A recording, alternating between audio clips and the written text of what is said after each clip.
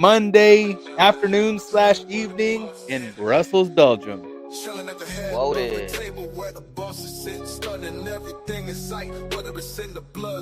Chat, I've never known Razor to tell a lie. Hold on, wait. Oh yeah. Chilling at the head of the table where the boss is sitting, stunning everything in sight, whether it's in the bloodline or corporate. Walk me out there, ain't a big smile, or handcuffed by officers. Hold on, wait, I think they lost the script. We got some shooters. Pow. It's off the hip. Chilling at the head of the table where the boss is sitting, stunning everything in sight, whether it's in the bloodline or corporate. Walk me out the arena, big smile, or handcuffed by officers. Hold on, wait, I think they lost the script. We got some shooters.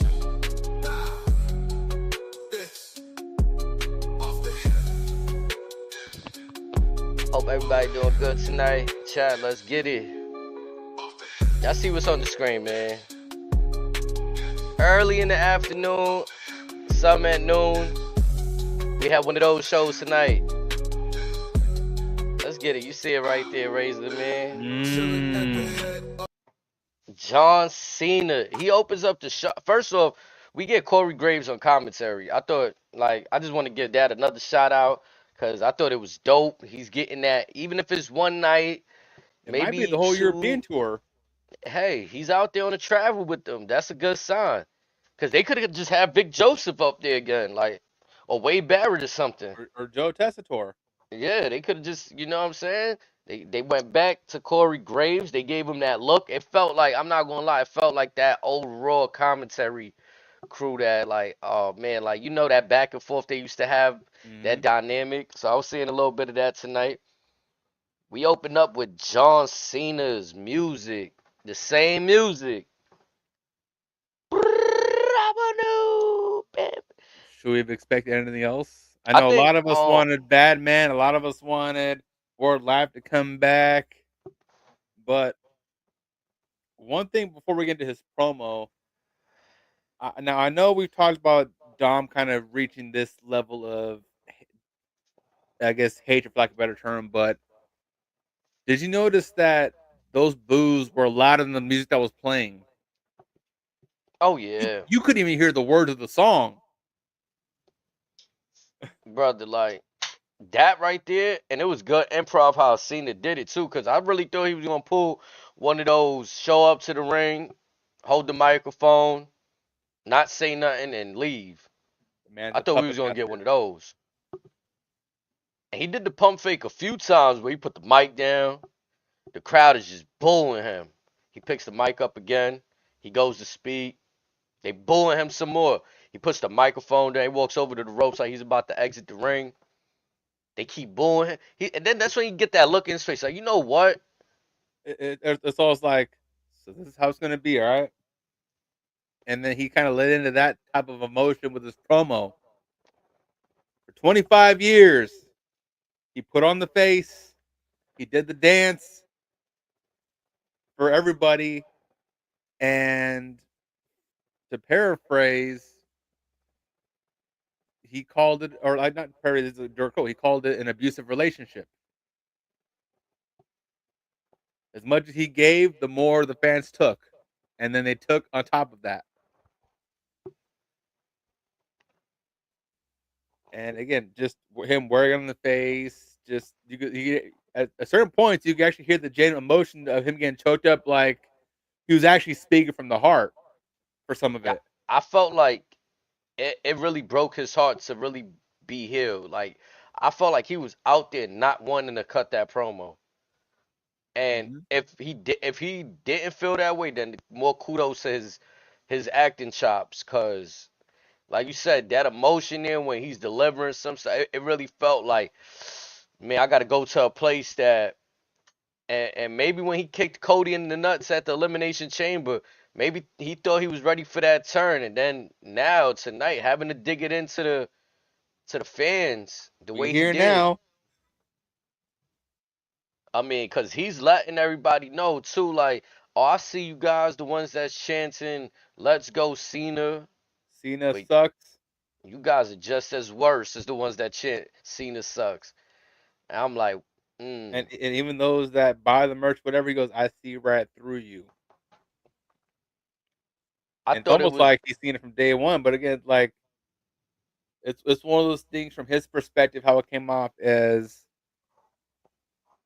all the rumors of all that. He thought it was just noise or whatever. But then seeing it with his own two eyes, it's like, okay, so those that told me try to put me on game, y'all were right. I think what was like fire about this to me was the fact that towards the end of his promo, he started beating on his chest like hustle, loyalty, and respect. I am that. You know, Never never give up. give up, I live that. live that. Like that's the type of all right, bet. If you want to stay in this character lane, if you want to stay with the shirt and the never get with the sayings, then boom. But I kind of didn't like the bully angle he took at first. Like, oh, I was bullied.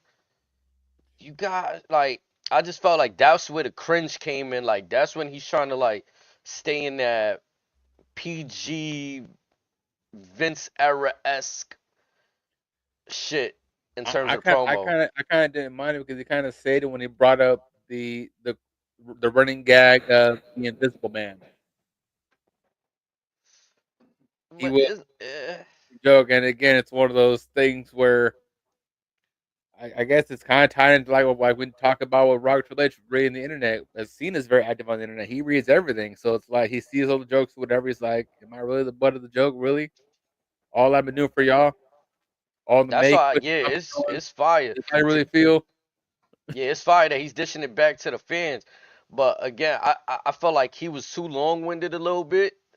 Like when I looked at it, I'm like, damn, this was a 30-minute. Yeah, it was. But you know what the back half of the promo kind of reminded me of? What's that? That that Daniel Bryan promo where he called the fans fickle. I kept getting little flashbacks of that with certain phrases that Cena was cutting out in the way he was addressing the fans. I was waiting for him to drop the word fickle at a couple points in that promo. I mean, it would have been appropriate. It would have been just right. And he's basically seen us driving home the fact that the fans was only on his side for personal gain, wearing his merch to feel good, just to be feeling like they part of the party, part of the John Cena show, so to speak. And they never really supported him, Or, never did nothing for him. I thought that was beautiful. Like, what have you done for me or in my name? What have you done to benefit me? But what I did like was the notion of the heel turn. No new music for you. No new merch for you. This is what you're getting. What's already been advertised. That's it. That yeah, I like the fact that he kind of said that too, because again, you asked, did we expect? I don't know if we expected, but we're looking at how the Rock turned with the final boss, and there was little layers every week. So that's why I'm still giving it a chance. I don't think it's completely over. What I do think is odd about the promo is that he didn't really address anything of the partnership. Not that he needs to in one night, but a little head nod maybe. Cody didn't really. I mean, he's already spoken, but like they just kind of danced around that a little bit to me. I'm still on the fence of like what you're saying, like what the entails of the partnership actually is, because again, it like what came to light, it all came off as very rushed. Maybe Cena's even adapting, like, we really sticking with this, are we? All right. Yeah, I mean, cause it, yes, he hasn't been a heel in since his rookie year, but even then, it's just like it was a different world then versus now. And on top of that, he's very adamant of this being his actual retirement tour. He's whether it's storyline or whether he's honest to God telling the truth, like this is something that no one's ever really done before. It's like once I'm gone, I'm fucking gone.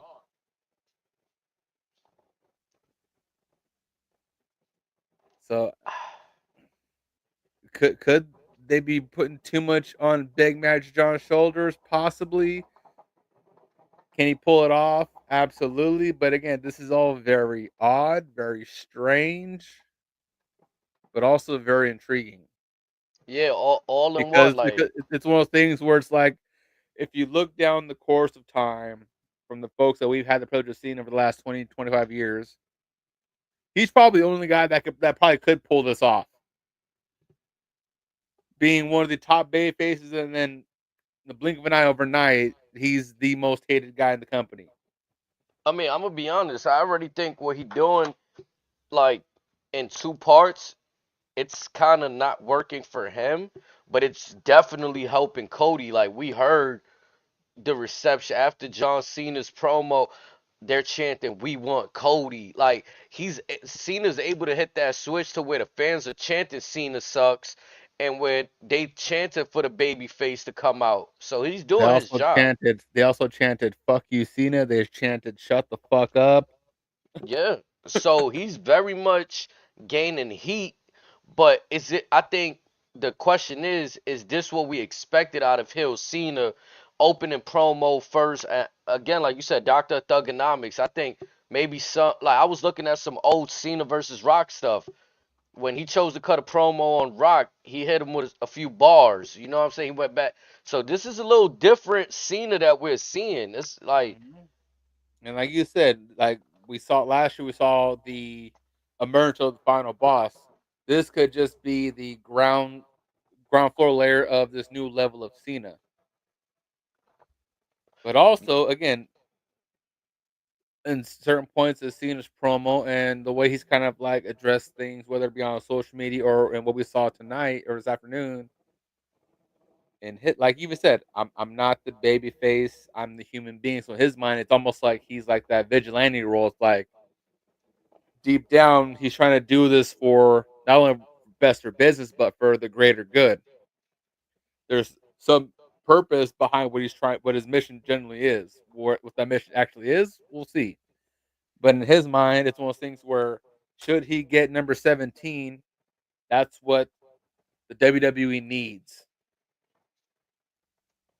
I think, it was a little bit like, I felt like just me looking at his character was just like he tuned into that delusional bag. The reason I say that, he starts off with the, oh, a person that's grounded. Oh, like, I don't remember exactly what he said, but he gave us like a little He was getting phrase. very philosophical, very metaphorical, I don't need to. just like his tweets over the last few days. And then he says, I'm not a baby face. I'm not a heel. I'm just a human. So like, And is it hard? and to that, just again to play devil's advocate, which again, folks, we're gonna do a lot of that tonight. There's a lot to go over, but in this instance, he's probably addressing folks like much like how Rock paraphrased it to Cody a couple weeks ago. Say you're offered the keys of the palace. All you gotta do is stand by the man's side and shake his hand. What would you do if you were in his position? Right. Yes, we saw what Cody did with the Rock. Go fuck yourself, but also just to as a quick callback to Seth Rollins when he did the chair shot perf around the world, and I quote, "I didn't sell out, I bought in." Maybe Cena's kind of taking that regard, saying, "Hey, this is not only best for this business, but it's also best for my career as I ride from the sunset. That way, I'm guaranteed to ride out on top." I can see that. Nah, I ain't even say good looking. Yeah, I mean, Cena right there. I thought, again, to play devil's advocate, like we saying, cause that's the word or the terms for the night. I feel like he did a masterful work at getting the crowd behind Cody Rhodes. That's the mission, I think, behind this whole thing. I feel like he might get 17 out of this, but even if Cody loses, it's not, the crowd is still gonna be behind him. Mhm. It's not So, like, like, yeah, Cena is making Cody bulletproof as we speak. yes. And the way that we was questioning a few months ago, like, damn, if Cody loses, this might hurt him. How he loses? So But now also, it's like almost we perfect. also like we touched on this time last year in the rematch between him and Roman, we noticed that there's very few heels that he has to work with. Now he has the guy that was the top guy, and he's now inserted himself as the main heel. And again, this ain't no lightweight. This is the franchise now, and this is Cody's litmus test of: are you actually the guy for the future, or does John have to hit you with the Roman Reigns line? I gotta stay here in 2026 because you can't do your job. I'm not gonna lie, tonight look like Cody's ready for the verbal promos. Now I don't know if Cena he it looked like he was laying back a little bit, but I think it's more so is he probably want to see does Cody actually have it in him. And as you know, once before I get to some of the negatives, again I'm gonna stick with some of the positives. As quick as Cody bowed up to John, I never seen him bow up that quick to anybody, whether it be Seth, whether it be Gunther, whether it been Roman and Heyman in the past. He's never bowed up that quick, I and like mean he had a mission. he hit a line to me that kind of was like, oh, Cody's in that bag, cause That's, Cody no, he said he's something to dipping in that John. Wheatley vodka. Cody said something to Cena. He started no Cody started to tell Cena how the fans gave him all and they gave him everything they had, and then Cena says, "Kid, listen," and then Cody's like, "No, Enough. enough." WWE champion, and then he said, "Who are you?" And That's then the right. first, That line right there. That and then was that. I thought of somebody that been losing the last few, like aside from a history career, I'm thinking Cena been losing a lot, so he came at him with that line. Who are you? And then he proceeds to run him down like this better not be the Cena I get at WrestleMania. Or you can chalk that dub up right now. Man. But that's where Cody's like he could be awakening the beast right there. Like you said, he's poking out his chest too much. He's talking crazy right now to John Cena. And we get it. He's got a little swagger now because it's Mania season. But still, again, keep knocking on the devil's door. Sooner or later, someone will go answer. Man, did you expect for Cody to hold his own in this promo? Like I honestly I expected a little something reminiscent. We keep seeing the Cena and Roman Reigns thing. I thought Cena was going like I think for this being round one, I think everyone kind of penciled in Cena getting the layup, and as seen with Cody in months past and programs past, him being in that role that Cena was, where he's just all pouty face. We were all mentally prepared for that. Instead, we get the complete opposite. mm, Cody says his piece, storms out, whatever, walks away, and then there was a moment of pause where Cena's looking up the ramp and Stu the camera once again, the mastermind with these angles. You see Cena over Cody's right shoulder, and then I'm waiting for him to either turn back around or I'm waiting for Cena to rebuttal. Like mm. almost like the don't you walk away when I'm talking to you. Now, could we get that next week? We'll in Scotland, we'll see. But again, like this was definitely one hell of a way to kick off the show, and then you forget it was half an hour long. And just like I don't know if it was done purposely, but I looked at again. I was watching that Rock and Cena. Cena cut a lot of promos on the Rock and then walked out the ring like that. Hmm. Like he didn't even really stay there to listen. He'll just cut them and then dip on the Rock. And I'm like, okay, he's giving him a taste of his own medicine right there. And Cena just sat there. I thought he was gonna rebuttal something, but the tone of his promo already, I kind of didn't want to hear no more. I'm gonna be honest. I was That's fair.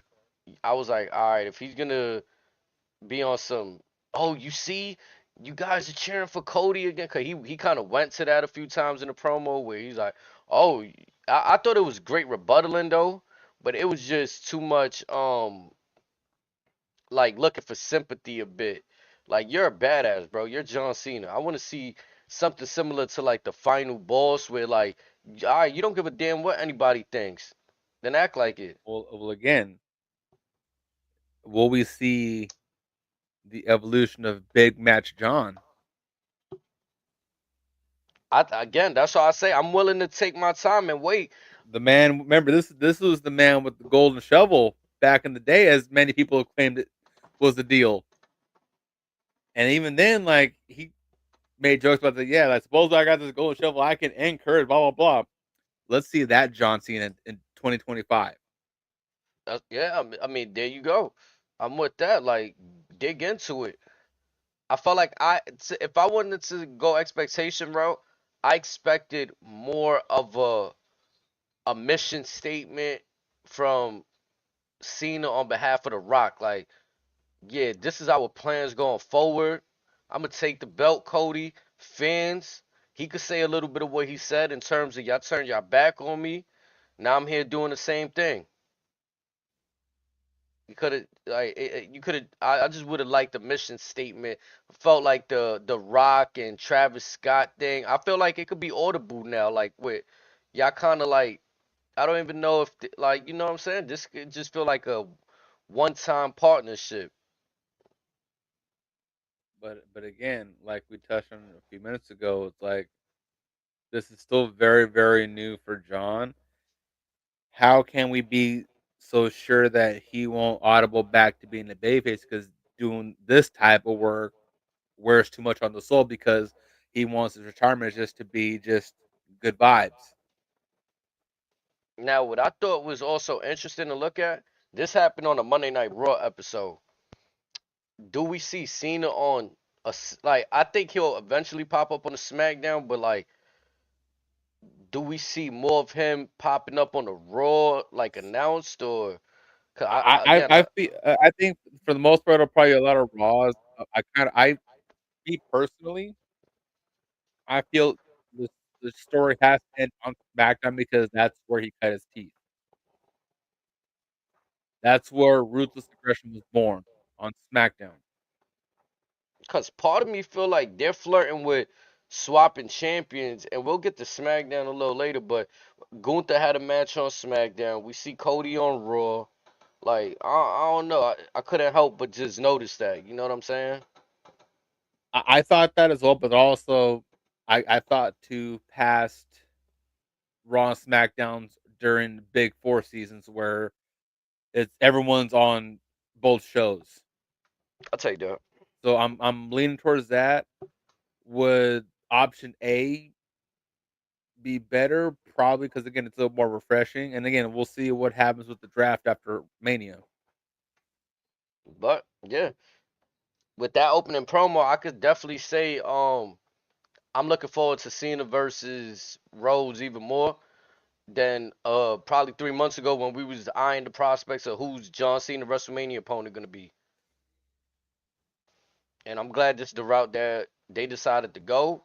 But deep down, you're still salty. It's not going to be Logan Paul. Oh, oh brother, oh brother. I had to get that last one in. It's interesting that you say that because that can kind of segue into the next match that happened. Logan Paul, I don't think he got an announced match as of yet.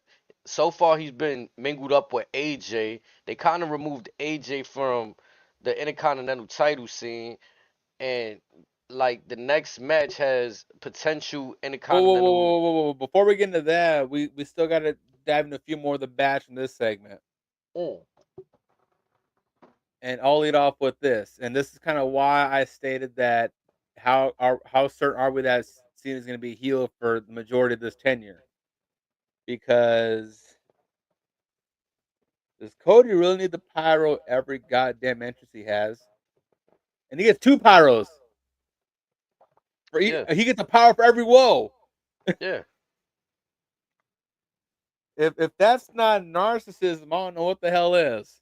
yeah. We need it. We need And it, again, I think that might be when he eventually turns heel. He might get four pyros for all we know. man. But I thought that's a little excessive, especially with the way Cena was promos. Because it seemed like Cody should have came in a few minutes earlier. That's just me, and again, it's one of those like Cody's still moving like a heel, in my opinion. Yeah, Cody definitely took long to get to the ring. That was another thing that I was like, oh man. He went through damn near the whole song, and he's been doing that a lot lately. I mean, again, the opening segment was about 30 minutes.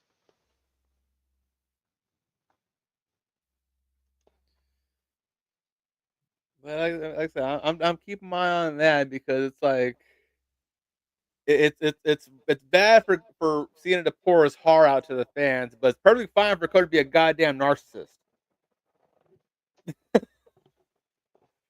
Like, what are we doing here? I'm He's just got him stating fooled. observations. He's got him fooled. It's the Jedi mind tricks. The greatest trick the devil ever pulled was convincing folks he didn't exist.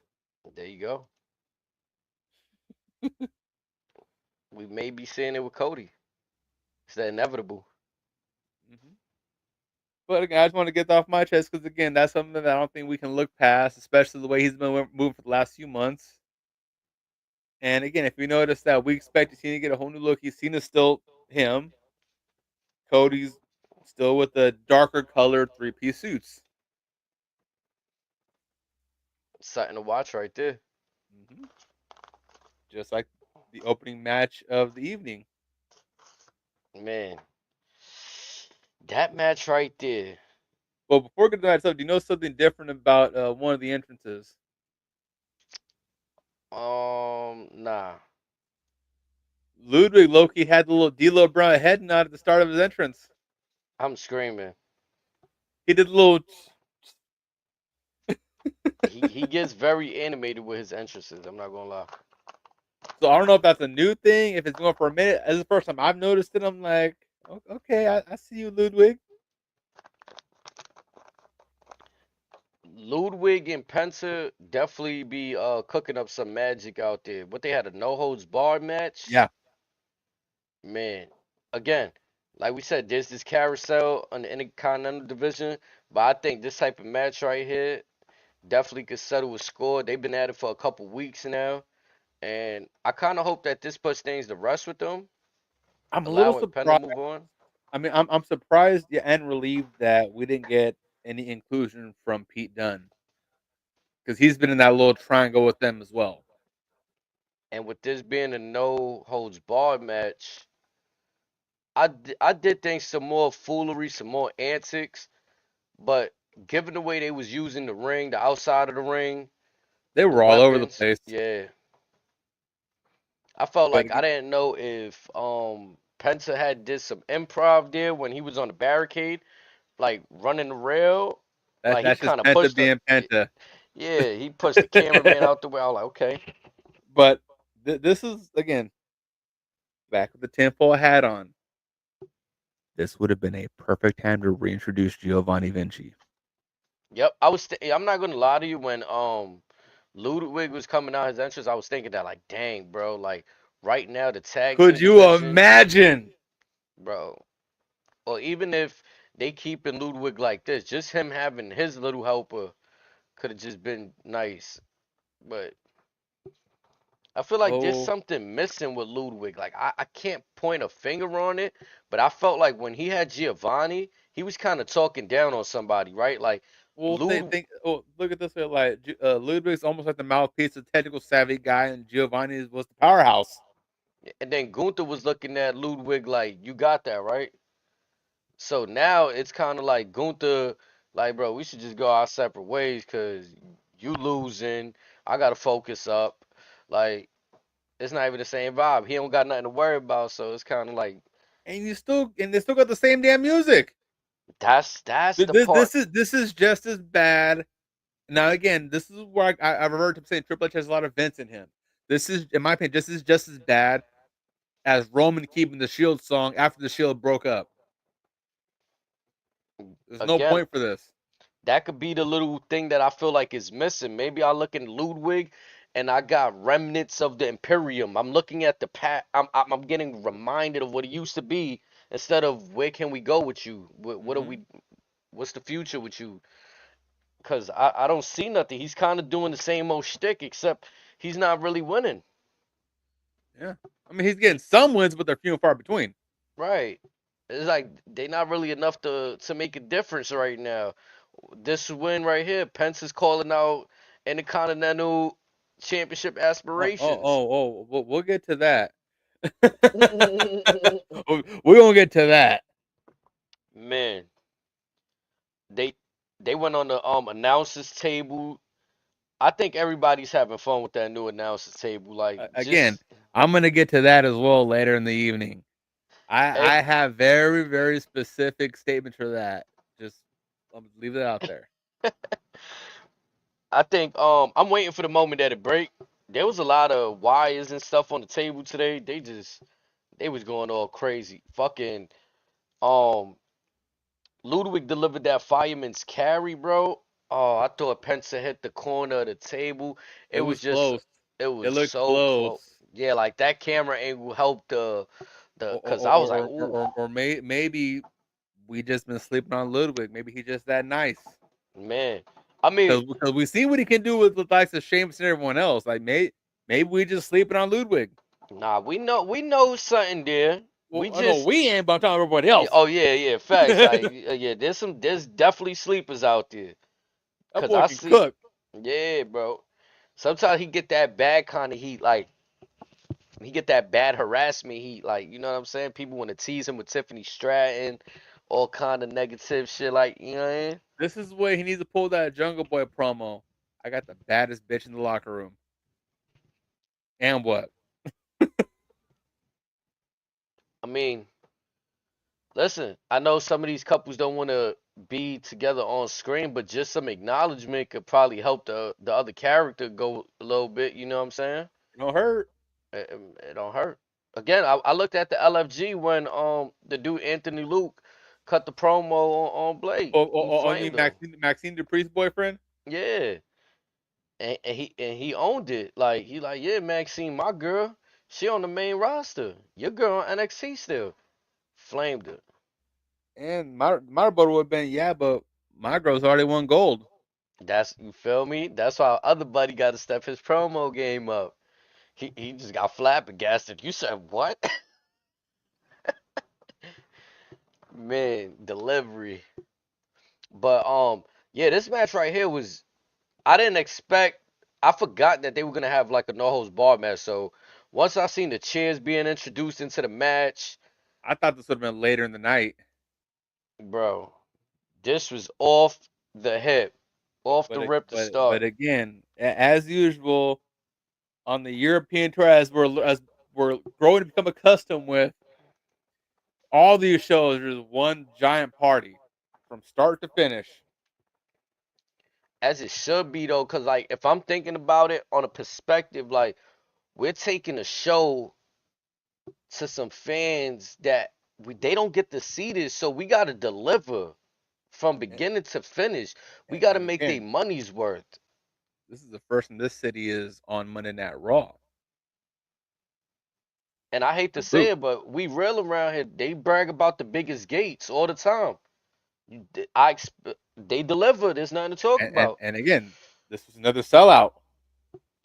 Granted, I'm sure they probably could have found a bigger venue, but then it's one of those things where respectful to others, like again, where they're based at, this might have been the biggest venue they could find at the time. Who knows? Nah, I'm not gonna lie. This was perfect because like we gotta put things in perspective right here. Like I was watching Monday Night Raw today. Wifey, my dad was here. You know what I'm saying? He watched Monday Night Raw back when they was in the Manhattan Center. Monday Night Raw, WWF. Vince McMahon on commentary. He's looking at this like, nah. And I'm like, yeah, Yeah, yeah, yeah, this is where it's come to. Yeah. It's like a PLE feel, like the rampway bro. felt a little longer today. I told you last night, those drone shots were gonna go crazy. Yeah, that was the first thing they did. That was the first thing how they opened up, had the drone go around the whole arena. I was like, wow. That was just dope. I mean, again, I personally enjoyed watching Monday Night Raw in the afternoon. I don't have a problem with it. It's not cramping my afternoon style. And shit, it came Just out to be a good show anyway. So just wait in a year or two and they get Smackdown. it sucks for some of these smaller cities, but again, it's a testament. You got to show out. We hearing how these overseas crowds are popping out. It makes for a better show. The talent just feed off of that. To Hmm. be honest, so from a viewer's standpoint, when I hear the crowds and they chanting everything they chanting, it sounds fun. It sounds like you want to be a part of that. And when you go to a show, when it's in your city, you got to turn up like that. You want them to keep coming back. That was a first broadcast in Brussels. Like, Hmm. come on, And Penta, I don't think they got tired once. bro. Penta versus Kaza. No holds barred was the right decision to start off. It got everybody, especially after that promo. You know, the crowd went on an emotional roller coaster. They had seen his music. They cheer, oh my God, Cena. Then he completely just takes a big shit on the fans. You know, he just Especially that kid in the front row. like, I, oh yeah, he I said thought you I thought right that kid, there. I thought Yeah. that kid was gonna cry when Stu panned to him. Oh man, you seen the little buddy right there? His face turned red. He's just like looking at him all choked up and stuff. Yeah, I'm like, man, he laying it on him. Took a big old shit right on the crowd. So that's a good way to start off the match right there. You got to bring the intensity, bring the energy back up. That man, the use Kaiser took a lot of bumps on them chairs, man. He took the kick that kick as soon as Pensa landed the kick to the chair. You seen the dent on the chair. It Hmm. was over. And you could tell maybe the energy of the crowd gave some extra adrenaline to Penta and he got a little overzealous and put a little bit extra sazon on that kick. You know that foot's hurt right now. Yeah, I mean, cause Kaiser he's kind of silly to me. I'm gonna be honest. It looked like his style's a little rough. So you know when somebody got their chance to lay a receipt, there you go. Cause he And did do some things to Pensa that I was like that one forearm that he kind of laid in on oh, him. I'm like, dang, Brody, like you and kind of Penta's like, yeah, here we go. yeah, like You he's like, oh can't throw that. yeah. Let's go. Mhm. Once they got to that chair spots in the at the end, Canadian Mexican destroyer on the chair, brother. And then he sets up for the Is Pensa it bad? driver. Is it bad? I hate that name. Which one? Just call it what it is. It's the The Canadian fucking Canadian destroyer? destroyer. Oh yeah, I mean I'll give respect to his name of the finish, but yeah, that's what I was gonna call it originally. It's the Or Canadian just call it a destroyer. destroyer. Or do what Mike Tyson do. Call it a 6 foot pile driver. The American Salsa, the American destroyer. We just name it that. Everybody that's from a country, we just going that does a destroyer. The Puerto What Rican what destroyer. if Zelina does Davari it. hits it? We would call it what a Iranian destroyer. Yeah. I don't know if Uh, it's uh, Iranian, but you get my point. man. Savia Vega hits it. Call it what the Boricua destroyer. Mhm. Man. Man, Penta hits with the outfits. I love. He give me a vibe like you know what I'm saying. I always appreciate it when the likes of Shawn Michaels, even Bret Hart, they came out with more than just a ring gear. You know, they threw a little extra sauce on it.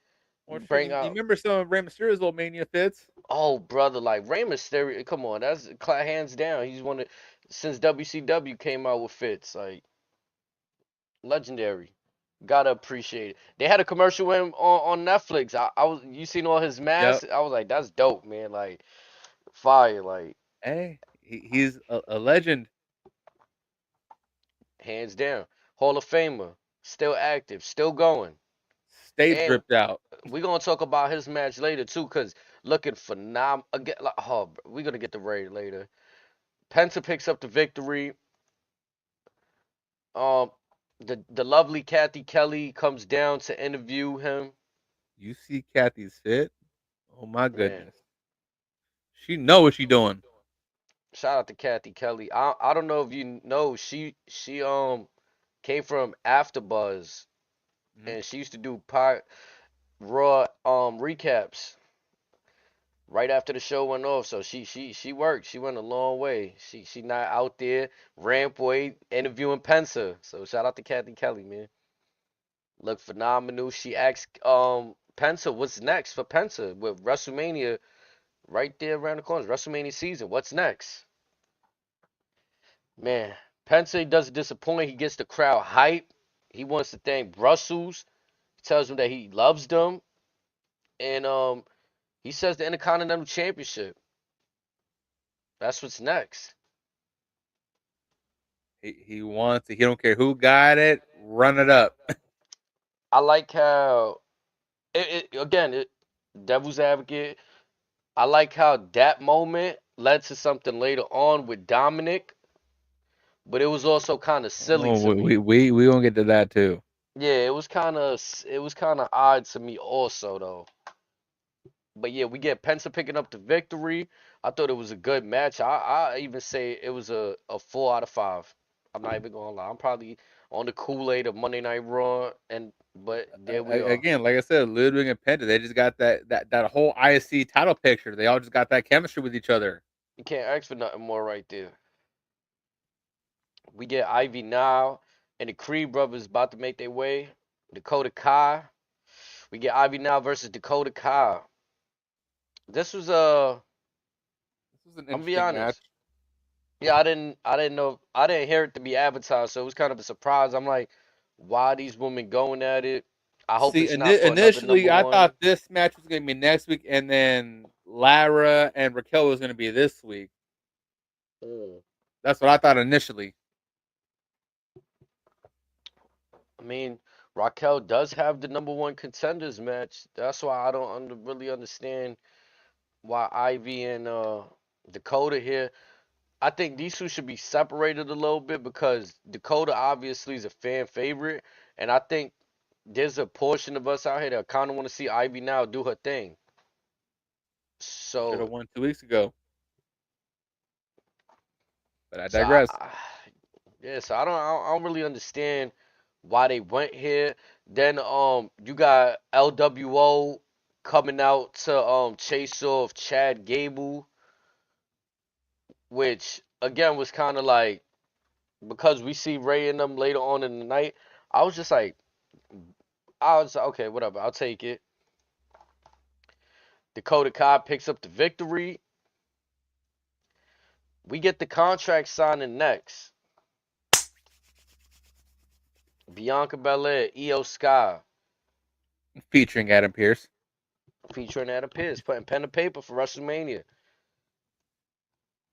And again, WWE. they both trade their fair share of jabs and all that. They signed it. Everything, everything's all kosher. Next in comes mommy. Hold on, hold on. Did you feel like Bianca's energy was a little different tonight? Or do you Yes. think, okay, I think it was more heelish. Now, maybe it's because she got to play the heel to Io's baby face, but It is I it. don't know. I also got a sense of there's some sort of a guilty conscience too. She came out kind of spicy tonight on some like, did she call Io a bitch? Oh, I no, think she so. might have called, that was after she called, Rhea That Ripley after she had, that was yeah, that was later, afterwards. yeah. Afterwards, but yeah, but there's definitely some extra spices in Bianca, which again, this has been a long time coming, in my opinion. They're definitely building my interest here because I thought it was a little weird how they played hot potato right before the WrestleMania, and it was kind of weird how they announced Rhea Ripley defending the championship the night or the Monday after Elimination Chamber. With her Bianca was saying like, I'm not giving you this title shot. I feel like cause I have to. I'm giving it to you because I want to fight you, whatever. But yeah, that was a little funky. yeah, and then Io Sky just in between both of them, like don't forget I'm here. It could be me. And then she's holding the championship. She's getting mushed by them last week. Sh- So I mean, it was weird, but the investment is there because the intensity is also there between these three. I But think Rhea Ripley though. I love Rhea Ripley. Mommy's always on top, but they got her acting a little uncharacteristic to me. Like I'm not digging how her promo's been going the last 2 weeks. But I understand they got to try to find a way to shove her in the match to make this a triple threat. How you feel about the fact that she's kind of coming out to say, "Well, Bianca, now I'm gonna just be out here to watch you because you was watching me. You should have not been out." And I mean, Bianca did have she did win the chamber, so she does have right to watch whoever was gonna win the match. But also, who put hands on who first? Yeah. I mean, I But think that's as far as the overall presence of Rhea right now, it reminds me of a more aggressive Charlotte. Because how every time when Charlotte comes back, like right now, Charlotte comes back from injury, immediately back with a championship. She has this, as she calls it, a fluke situation with EO. Mind you, she's never beaten EO, whether it be NXT or on the main roster, so that's weighing on her. She's has back with Bianca, so in her way, as she's presented, she feels like the belt was taken from her, and she's still egging Bianca on like you're just scared to face me one on one because you know I can whoop your ass. What I did find interesting was this time around, if you noticed, I don't know who got it this time. It might have been Bianca, but Io got dropped again. yeah, Bianca. And again, I just feel like Rhea's character is being a bad sport. I hate to say it like that, but and we're not used to seeing that side of her. yeah, that's what it is for me. And it kind of like I want to be happy for EO's title run, but I feel like I'm not gonna lie, like Bianca and Rhea are the biggest stars. So when you have Bianca and Rhea going right at it, right in front of EO, it kind of she does gotta fight for that. Like let them know I'm Io's got to work overtime. yeah. They're just pushing her out the way, and it's like theoretically, I mean, in the match, or either way, they could both just jump EO, eliminate her, and make it a singles match. Mhm. So she got a real big mountain to climb right there with both of them. But also, how strong was that table? But I thought I was surprised that that thing That didn't break. that was a New Japan table or something.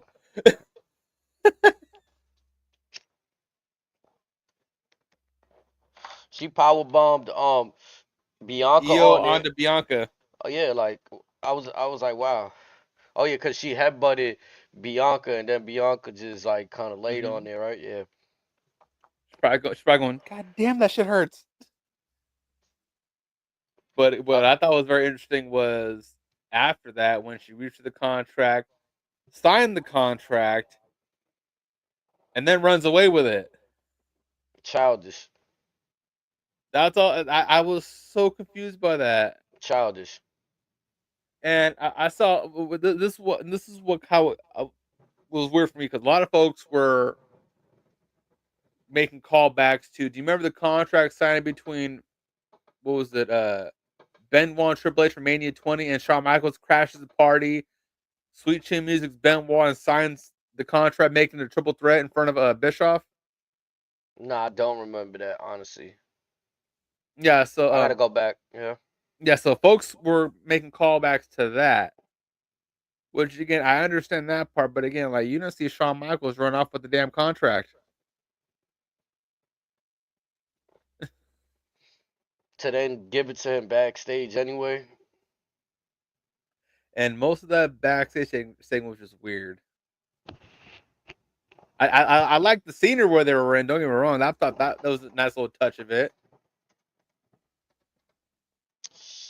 I feel like yeah, it was definitely like the crowd got hype. Oh, she signed the contract. I feel like it's ultimately gonna lead to Io Sky saying, "Yo, just put her in the match because I need to get my licks in on both of them and prove that I'm the champion." They both acting like they the champion. I'm the champion. I'm gonna But here's the defeat both thing: of them. I got a feeling Bianca's gonna try to be like, nah, nah. You're Mm, gonna try to take the chicken shit route. I could see that. I don't know why, but I kind of feel like we might be inkling towards that. And Cause Io's I'm gonna look at her like, "What? You scared?"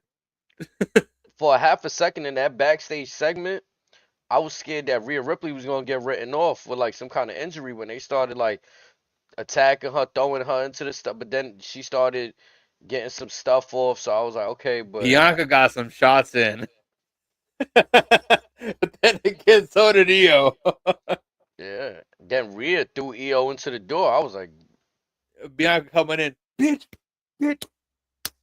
yeah, yeah. I mean, again, this isn't the very friendly Bianca that's like, okay, things happen and I'm just going home tonight. She's staying around and she's getting active. Like, oh no, I'm putting hands and feet.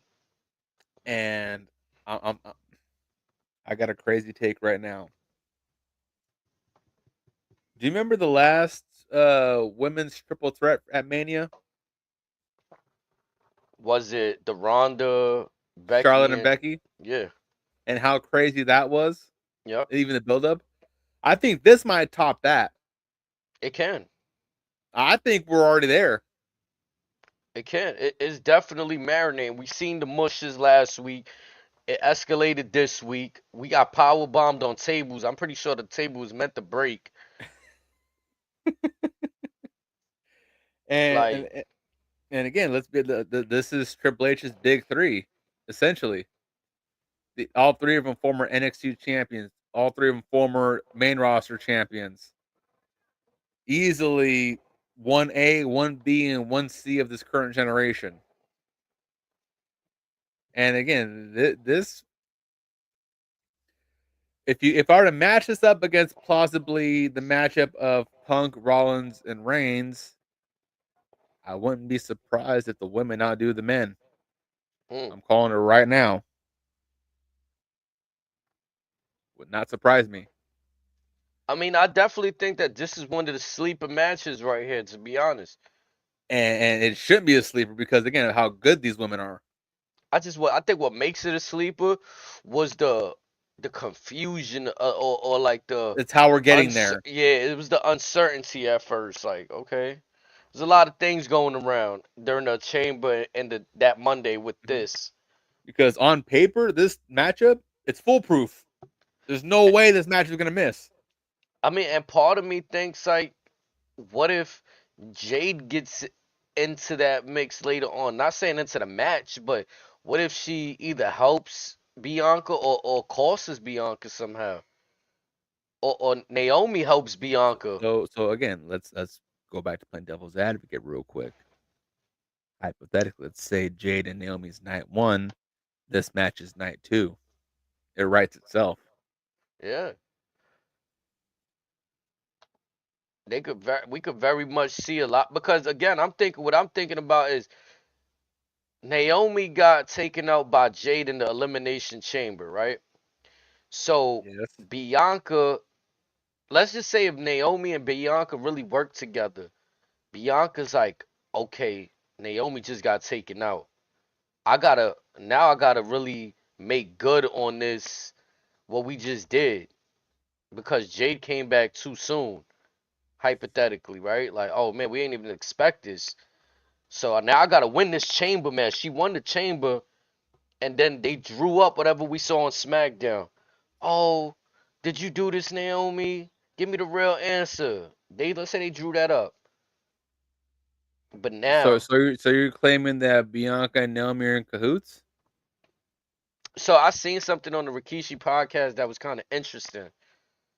His I know we touched a bit on some certain parts of that privately, but again, enlighten our lovely audience. so Rikishi's co-host asked Rikishi like, is it possible that when like the Bloodline members they love somebody so much that they willing to take a bullet for them? So could this be Naomi taking a bullet for Bianca with Jade so that she could get back to the championship route and kind of ditch Jade like she said in that promo? Like you've been in this tag team scene, but you're not really prospering from it. It's Jade. Jay Cargill's prospering from it, Bianca. So now they had to do that so that Bianca could get to where she's going now. And I feel like again, I seen a little spiciness from Bianca today. Like this isn't the same cosplay wearing the movie classics that we love for the last few weeks. The the homages to the Olympians. No, Let's she's let's go out here getting let's go a right. little let's go a little deep to the OG statement. Okay, I have a few examples for you. How many times have Jimmy and Jay taken bullets for each other? Mm, How many times has Sammy taken a bullet for every member of the bloodline? How many times have they taken a bullet for Sammy? mm. There may be some truth in that pudding. If like again, and then people point out the fact that Naomi called out for Bianca when she got put in what's Jade's finisher? Jaded. Jaded. When she gets put in the Jaded, she calls out for Bianca. You hear that very guttural Bianca, And then man oh man. and that was almost like, say you're this is the olden days, way back and when, and someone's subject to firing squad, and you hear a sound as the men are pulling the trigger. That's what that kind of seemed like. Because I think Jade had the gun cocked pointed at Naomi's head. As she's pulling the trigger, she's crying for Bianca. we've touched on this probably a few episodes ago where we said there's not enough natural heals. There it feels like they're building them now. Like we got Cena in that territory. Solo's been in that territory for a while, but now we got a chance to really bring one of the females. I feel like Living and Rock Living Rhea, they were both kind of baby faces where Liv was really a heel, but the crowd still messed with her. This is Yeah, a yeah, chance where they can hate and Bianca. technically you have Naya. You Yeah, can always the jury's out whether it's Naomi and Bianca or Jade. You have Charlotte. If they did more with Ivy Nile, you can easily put her in that hat as well. But yeah, and there's definitely some stuff brewing. it'll help build these up and coming baby faces. Give them their little looks. And especially you have Roxanne Perez and Cora Jade whenever they get confirmation. Hmm The jury's out on what Alexa Bliss is gonna do, but again, I doubt she's gonna get booed because she just got back. At first, I was a little concerned with how heel Bianca could look, cause she's been babyface this whole time. But Concern. with yeah, I've been concerned. I was like, can she pull it off? I feel like it's been a while. It's been I mean, yeah, NXT, it's been a while, but again, look how she started on NXT. It's there. It's just, man. yeah, wake that motherfucker up. Yeah, We and know it's there. it's looking like we might be getting there. You got it written on your name right there, one word, four letters. Yeah.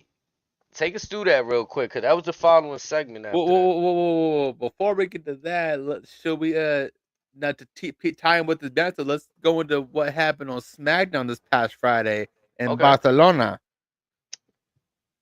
because we have new tag team champions. Job's not done, Did you cause the see that job just video that started. Montez posted that morning? What was it? The interview that they had after? No. Nah, So so I earlier, didn't get to see it. so Friday morning, maybe Thursday night, Montez Ford posted on his social media this video. It's him with the golds in, whatever, it's black and white. Man, it was tough as fuck. Mm, And it's essentially just him talking to himself. Like I said, the job's not done. Go finish what you started. All this stuff, whatever. the good I'm telling you, if jazz. you watch it, you're gonna want to run through a brick wall. I just want to say WWE Triple H Road Dogg, thank you. Finally, now I could let it rest. Street Profits, new tag team champions. For the first time in 4 years. Come on, bro. I'm not gonna lie with that. Like, it's the makeup, bro. There's in the tag team division alone. There's nobody athletic enough than Montez Ford. Jacob Fatu, but I'm not even considering him in the tag team No, right no, no, now. no, no, no, no. As far as just pure athleticism, aside from Jacob, the only guy you could probably throw in the conversation is Randy Orton and AJ Styles. But That's I'm it. saying tag team division. Like Oh, for yeah, just for the tag team. The reason I mentioned Jacob was because they had that little moment where he was with Tom. mhm. You know what I'm saying? Or But again, Jake. you can't sleep on Thomas athleticism either. Yeah, but oh man, yeah, Montez and Tom worked magic the last time we seen them. It was working. So when I see the likes of the machine guns, DIY. I'm like, bro, like I'm not gonna lie, I'm glad they had their runs, but it's time for the Street Profits to touch that too. Yeah, let the big boy show you how it's done now. Yeah, and Humberto getting up there too, cause he be doing some amazing spots as of late. Angel, I knew he was good too, so I want to But get them again, they but shout. both them kids put or they some real heavyweights now, especially Humberto. Again, as we say, he eating them papas and beans. And I think them and the Street Profits gonna put on some good matches, cause it seems like they got well, I don't want to say next in line. The Pretty Deadly got next in line, but it seems like Legato Gaza's they looking like they want next, so they putting their name in the hat as well. Fantasma demanded that they get next, and again, if that's the Mania match, shit, I'm sold already. I'm not gonna lie, I know people don't want like a repeat match. I'm not mad if that's kind of like an annual thing where there's like a a multi-man ladder match for the tag team belts. Fuck it. So you'd have the Profits, Machine Guns, DIY. I would assume Humberto and Garza. And the Hardy Boys. No, I don't want them doing W because I want them to run that stand and deliver. They got to run it back with Fraxium. I need Mm. that one. But even then, just those four tag teams or whatever, Yeah, you don't just even gotta let go crazy and have 5 or 6. You could just do 4. those four Switch alone. it That up, might steal. yeah. That might steal the whole goddamn weekend. Cause that's a way to switch it up too. Instead of having it the same 6 teams for no, you could do 4 one year. If it calls for 5 or 3, whatever. And again, you don't even gotta make it a ladder match. You can just do whatever, and it'll work. You know what I'd like to see? One of those old school, like it's like a what would they call it? A triple threat tag What's the team fatal four way? match? Yeah, or a fatal 4 tag team match where you got all Where the they're all tag they're teams in on the each corner corner. and anybody could tag somebody in, but it's still Mm-hmm. elimination. They haven't done that in forever. They haven't did that in years, bro. I'm okay with one pinfall take out the whole team too, just to quicken things up. Road Dog, we are negotiable. If you are listening, we are easily negotiable. He's in New York. I'm in California. We'll make some stuff happen. Don't you worry about that. They could play that spot where the both tag teams, like let's say if it's Gargano and Ciampa, they try to pin each other at some point to win the one of those throwback spots. Not actually win it off that, but like just like a teaser. Oh, Or can you imagine if Gargano takes Ciampa's head off with a super kick, mm, thinking it's someone from the Machine Guns or someone else, and then Gargano gets rolled up, and then that's how they get eliminated. mm. There's a lot you can do with this. Yeah, I like the elimination style. Yeah, it don't gotta be it could just be one pinfall on the competitor and both the tag teams are eliminated, or you could just single eliminate for all of them. But I think the single eliminate for all it'd take too long probably. Yeah, if you get pinned, the team's eliminated. Yeah, if you Otherwise, let's get say you're pinned, going the to be there team's for an eliminated. hour, hour and a half. Yeah. But others I want to bring up SmackDown for this moment is Big Jim had a match, was successful, whatever, he's a little sore. He had an unexpected visitor, and that Gunther. was the Ring General, the world's heavyweight champion.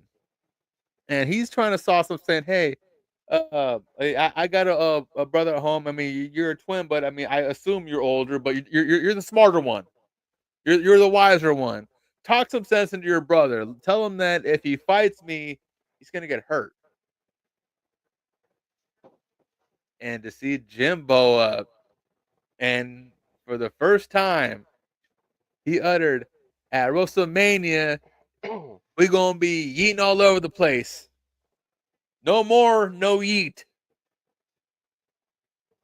And then they got a little into whatever. Fast forward to now, Jay's doing the spiel or whatever. Uh, Main event, Jay was now in your city. You see Gunther bum rush him. This is not long after the stuff with Rhea and the girls, right? Bianca and Io. Yep. And Gunther tells him, "Hey, I talked to your brother, whatever, blah blah." Start talking his shit, and you know Jay don't play about his family. And that little back and forth there again, that's selling me more on this match because again,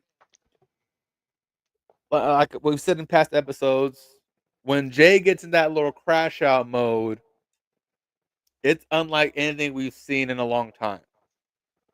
Yes, we've seen different levels of crash up, whether it be like the 08, 09 Randy, Triple H back in the day and all that. But when Jay gets in that mode and he starts seeing red, again, we might be crowning a new World Heavyweight Champion come Easter Sunday. And I got one that I think the people might not like. So when I was looking at Jimmy on Friday, I was like, his hair looked like tag team Jimmy, Mm-hmm. and I feel like You talking with the all of braid? now when he had his hair up in the bun. Oh yeah, that's that. Yeah. Yeah, when he had his hair in the bun when Gunther approached him, I was like, wow, he looked like tag team Jimmy. And then all of a sudden, I'm like putting things together. Why is Gunther coming up? Could we be seeing either Jay help him win the championship or Well, J we talked about that last week, but also, did you notice that there was a match announced for next week? what was that? So we had, as we expected, Jay squashed Austin Theory, and then he got snuck by Gunther and all that stuff. Also, before that, you see Jay get a little trigger happy and get his foot caught on the rope on Yeah, the splash. And nasty. he's like, "Hey, that was on me. Play his fuck up, you know, it happens." But after that, they announced that it's going to be A Town Down Under versus Jay and a mystery opponent or partner. Could you imagine in Glasgow, we hear for the first time in what seems like an eternity, day one ish? Man, I mean, that's what I was getting to with it. I think they could be lining them up as a tag team, and Jay And might again, not win against I'm Gunther. getting chills just thinking about it. Yeah, I think they might start lining Jimmy and Jay up as a tag team again. And again, even if Jay wins the belt, it wouldn't hurt anything Mm, because again, like with both of them, it's always been a family affair. If someone in the family wins, everybody wins. Everybody eats. man, how you felt about Jay? I thought this is what should have happened when Jay fought Grayson Waller the first time. I thought like Most definitely. so it's I'm Honestly, glad that happened like that. honestly, I would have preferred if Austin Theory got the offense that Waller had, and Waller got squashed the way Theory got. If they just swapped, because I personally feel that Theory is the more talented out of the two. Still a commendable tag team, but it's like, I mean, Waller is the mouthpiece. Theory is the actual workhorse. That's how it should have been. Yeah, instead just Theory got fed. I mean, either way, they both was gonna get fed, but like, yeah, I agree. He should have got a little bit more offense if they was gonna let Waller get the offense in 2 weeks ago, whatever it may be. Just it didn't make sense to me. But I'm glad that Jay did pick up that victory because he needs to look strong going in. I think I don't know how much it could hurt, but it possibly could hurt that little spot over the top rope. Like it looked bad, and it's bad enough that that's one of the things in his arsenal. So it's like, you know what I'm saying? It's a high risk maneuver though. Corey Graves had pointed that out. We get LWO versus American Made after that. I thought it was a good match. I'm gonna just be honest though. I felt distracted by the fact that I'm just waiting for the mass luchador. I tell you, I'm gonna buy one of the masks. Like, Gracias. could you feel that way? Like we just waiting for the American luchador to pop up. Yeah, and eh, I'm be honest. Today I felt like it was Gable for sure. this is the part where I felt that because they did it so later in the show, and the way Cole and Grace were kind of reacting to it, that's kind of what set it back a few paces. Had they kind of paired it both together like last week, it might have been a better reception in my opinion. But also, if, as quick as he bounced out of the ring and ran past security, is Gable really that fast? I don't think Gable's that fast I because he was honestly gone. couldn't. What, tonight or last week? No, this week when he sprinted out, because this dude seemed a little bit faster than the dude from last week. Really? I thought he looked a little bit slower. I thought he looked faster. Nah, he looked more jacked to me. I was like, last week that dude got out of it. But then again, I don't know. Last week I kind of seen it in person, so it looked kind of crazy. Like, I'm not gonna lie. This week was kind of like I'm watching it on camera views on TV, so I don't know. Last week though, that dude he got out of there At quick. the burners. Yeah. LWO picked up the victory. But again, Julius is a seller, man. but not not Seller, not only that, I need Rey Mysterio's stem cell doctors. bro. This man is moving like it's 2005. Fuck that. He's moving like it's 1997 back in WCW. He was going crazy. I was surprised. Like, I was surprised Dragon Lee was going crazy. Like, I know he nice, but I feel like he hasn't really had a outstanding main roster. Like, Right. this was one of his good outings tonight, especially with Ray, because this isn't their first time tagging, and I think this is probably the best they look tagging tonight. Yeah, Dragon Lee looked a lot more comfortable than days past, which was amazing for him. But Now, unfortunately, this is one of those things where again, it's just that's the afterthought. yeah. I mean, to be honest, on Dragon Lee's, he need to separate from Rey Mysterio. I don't know if that's turn heel. Or they just need to separate him because it's like Rey Mysterio always so nice. He's just gonna take the spotlight. Like it's just going like like Dragon Lee Should have nice, never but Ray. paired him with him in the first place.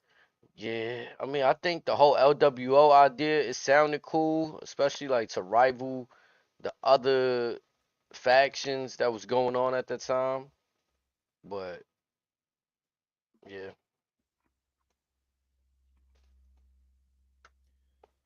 We got some better stuff though. We got Seth Rollins making his way to the ring, coming out with the black and green. He was wearing some heels. I don't know, Seth. But still, aside from the shoes, this is the one time and again forever he decided to dress like an actual a man. Yeah, the top portion of the jacket was cool. But you gotta be pay attention to his Titantron now. Ye- Bro, even the banner, they switched up the banner. I was Yeah, like, that's what I'm nah. saying. Yeah, I'm like, yeah, we keeping an eye out for that. That was fire. I thought his promo was very intriguing. Yeah. I mean, he said Roman needs his architect. Well, even before that, it's like I'm not mad at him getting me. 'Cause I would have did the same damn thing. Mm-hmm. But then again, he's coming back to Roman can't do anything by himself. So that, I got to thinking that can you imagine how off the rails Roman's going to be should Heyman turn on him? No, I've mentioned before that it seems like we're gonna get a much more savage Roman Reigns. Maybe it's gonna be more brutal than what we're anticipating. Again, much like with Cody like egging on Cena, say, be careful what you wish for. Yeah, Seth is definitely poking the bear right now again. Hmm. Roman gonna turn up now. Seth said they're gonna be on Friday SmackDown. Roman, Punk, and Seth will be on SmackDown in Oh yeah, Italy. that's gonna be crazy. In Italy, And not only that, can you imagine if you have Roman, Jacob, and Solo in the same building as well? mm, I don't think we're ready for this SmackDown this Friday. nah, that's wild. Yeah, because right after Seth had that promo, they advertised all three of them were going to be on SmackDown. And then after that, they advertised that next week we're getting round two with Cody and Cena Oh, what on Raw or on on Raw. SmackDown? So next week on Raw in Scotland, Cena and Cody are going to be there again. But this Friday, you're going to have Seth, Punk, and Roman on SmackDown. Okay. Again, there's a lot's going on these next few days. And then we're getting, I said, the next week we're getting Raquel versus Lyra, which we'll see how that goes. Looking like next week they're gonna be in for a treat. I mean, again, these overseas shows, I expect them to put on the best shows they can possible. So, And again, so they're doing that, but on top of that, each day they're finalizing the Mania cards on top of that. hmm And speaking of like crazy energy, I think I'd be remiss if we didn't go over our weekly Judgment Day segment. right, Old Dirty Dom got some ideas, doesn't he? man. Kind of gave them a precursor earlier when we had mentioned Penta. He wants to let Finn know he got some plans. Liv trying He's to tell getting him it's not the right he's getting an moment. idea for a recruit, Mm. one hell of a recruit. Now I think this is where things got a little funky for me right here. He mentions Penta, right? Right? Finn flips out as expected, but what happens later in the main event was what caught me. Like Penta coming out to make the save and Dom trying to attack him. So then I go back to this promo where he said he wanted.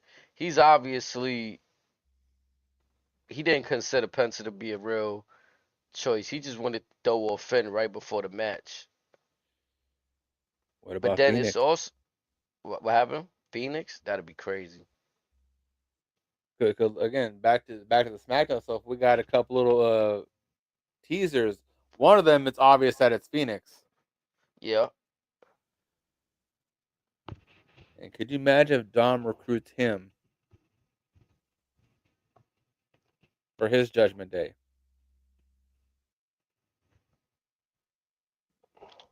That would be wild.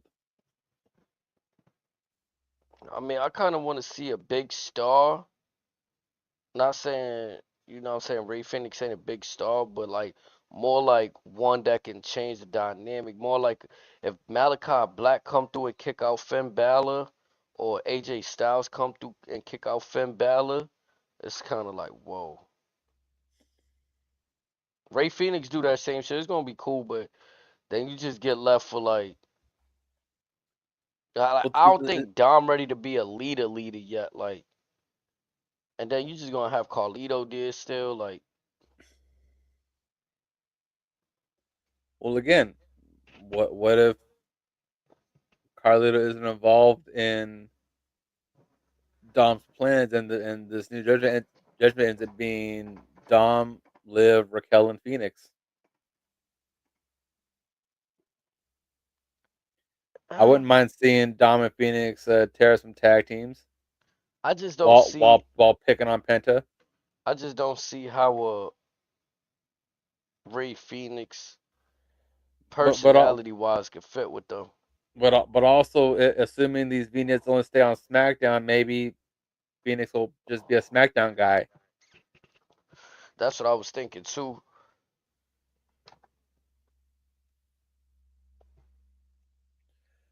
But Aleister Black is the interesting one.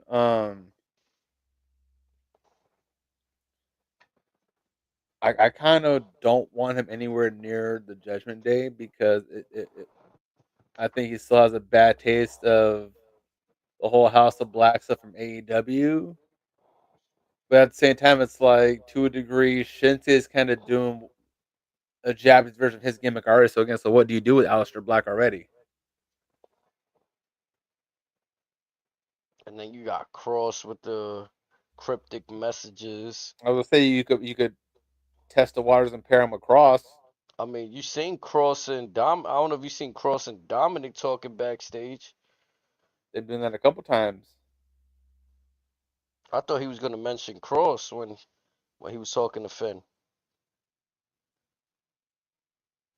But also, Dom's also been talking with Ludwig backstage too. Cause if you add Cross, you it's like you adding two. You adding Cross and Scarlet. So now you got it's really two more. Hmm,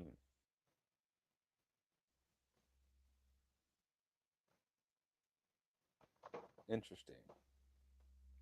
How'd you feel about the back and forth between AJ and Cross? Say that again. How'd you feel about the segment between AJ and Cross? I mean, I honestly I don't really like seeing them nowhere near each other. So I could have done without it. yeah, it just feels weird. Like,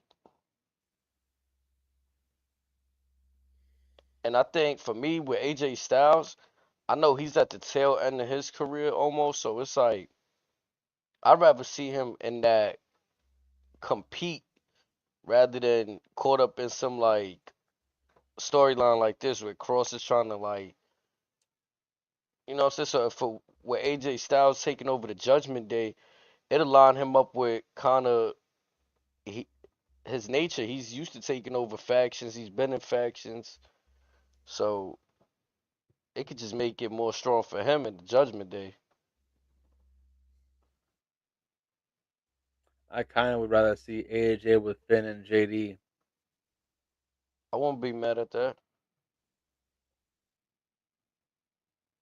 But AJ is in a weird spot. Same with Cross is showing promise everywhere, but it's one of those like, how do you capitalize on this?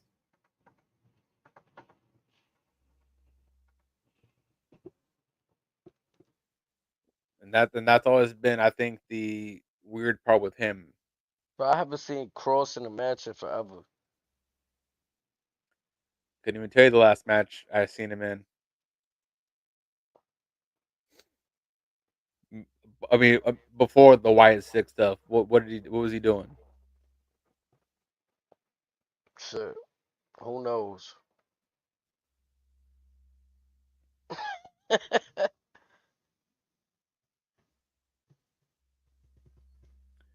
But yeah, but we kind of downstranded enough. We had one hell of a main event. I was surprised, like looking at the build of the show. I was surprised that, and I could understand why you start off with Cena, why Cena's booked on the show because it's like you booked this as the main event. I thought this was a weird main event a little bit, to be honest. I felt like the crowd. I'm not sure. It just felt like they weren't really behind Braun Breaker, I like mean, they for kind that. of were, but again, it's like with as much energy is pumping in that building, they're bound to get gas sooner or later. And it's like, unless you're going to do another title swap, they're just chilling, ready to go home. Yeah, I think they was waiting for something to happen. because we've seen it for the last 2-3 weeks. Hmm I mean, it But did but look like we was gonna get some. It did look like we was gonna get some stuff. They had a good back and forth throughout the whole match. Braun Breaker going to the outside, jumping over to the announcer table while Finn is there. Crazy spot. and back like I said before, Braun Breaker is determined to break that announce table. Did you hear the Yeah, sound he made when he connected it off that table? bro. That shit is smacked crazy. Graves said that Braun busted his shit open too. Wow. Like he is determined to just destroy that table. And each time I think he's getting closer and closer. I love I love Finn Balor's use of the swing. What is it? The The swing sling blade. blade? Sling blade? Oh, you talking when he was running around the ring and Finn caught him at the last second? Yeah, each time he uses that as a reversal, because it's like that to me. That's when that move makes sense. I never Mm-hmm. really enjoyed when somebody ran towards somebody and kind of just did that as like an offensive move. It looks better to me as a defensive capture move. Like, okay, he just captured him trying to do his finisher. Like, that's dope. So I like that usage of the sling blade right there from Balor. They had And a good match, man. And then would here you be comes mad? Dom. Would you Hmm be mad if my favorite part of that match had nothing to do with the match itself? What was it? Don't tell me it was Finn getting caught up on the top rope. No, no, but you're close. No, it was the moment at which Finn actually it clicked in his brain that Carlito and Dom were out there, and Finn looks at him saying, "The hell are you doing here?" Hmm That moment right there is that's what locked me in. Is like okay, like again, because in his mind, he's probably thinking, okay, you want a new member, just say you want me out the group. I mean, that's something that we kind of glossed over too. Finn had caught Dom a snake in that Yeah, backstage segment. and there was some emphasis behind him being called a snake. Like I see how you've been moving. If you want to do this, let's do this now. Don't beat around the bush. Be a Yeah, yeah, man. cause it was odd. He had mentioned wanted to recruit Penta after Penta had won his match and announced his declaration for the Intercontinental Yep. Championship. So Finn is like, bro, what are you doing? Now, as corny as this is, I want to present this question anyways because again, it's something that we may have to dive into down the road. Say Finn and JD, or at least Finn, gets booted out of Judgment Day. Do you even bother putting him back with Priest? Who, Finn? Yeah. Nah. Or do you take the safe route and click him up with AJ?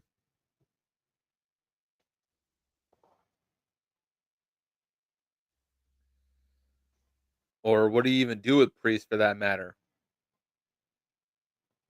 I mean, them moving Priest to SmackDown kind of like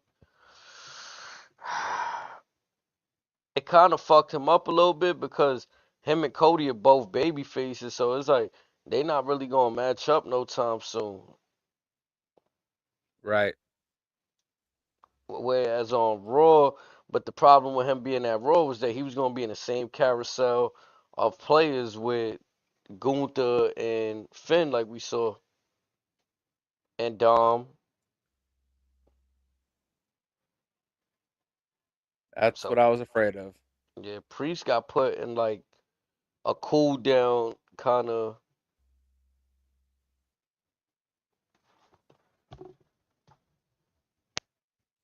I mean, I think you keep Finn on Raw, and either when JD gets back, JD lines himself up with him, and now Finn can start building whatever he want. They just go them two, cause Which is then true. it'll still be interesting to see whether it'll be Dom and his new recruit versus Finn and JD. They still got some things they could go to there. Also true. I think this match when it's playing towards the end, like once I seen the chicanery, I'm like, okay, he took out Carlito, Finn is hung up on the, which to me that I'm be honest, that spot didn't kind of make sense to me a little bit. It It's like, seems very anticlimactic to me. cause okay, Braun Breaker is setting up Finn for a superplex, which we all know, or I think we some of us assumed I did for sure. He was going for The the Frankensteiner. yeah. That's what I thought he was setting up for. So to see him go for a superplex, I'm like, hmm. Then we see Carlito jump up on the apron, and then Dom pull off Braun Breaker. While But crouching Finn in the process. that's the part that I didn't understand. Like how? Like theoretically, to me, if he's getting set up for the superplex and he wasn't even all the way standing up, that shouldn't even happen. Right. Like it was like it felt forced. It was just weird. And then you see Finn like half a second sell it and then go to the upset face. He still try and he gets into the finish and then we see Braun just destroy him. Hmm. And then we see the Bedlam. Man, But amongst that chaos, yes, we know that Finn wants that gold. Yes, we've heard Penta declare that he wants that next. But did you notice something else that was a little interesting? what's Did that? you pay attention to the way Dom was holding the belt and Oh looking yeah. at the belt? Oh yeah. I feel like he's the surprise one that could low key get that somehow too. Say you get say at least a triple threat or whatever, and Dom's in there. I'll bet you whatever you want that Dom will pin Finn. That'd be crazy. I don't know why I think that, but again, it's one of those things where it makes too much sense. Yeah, cause it's just another thing that's like a blow to Finn Balor that is happening from Dom. It's like it's coming from home base. It's gonna hurt. It's like, okay, you're gonna call me a snake when I'm trying to help this family. All right, fuck you then.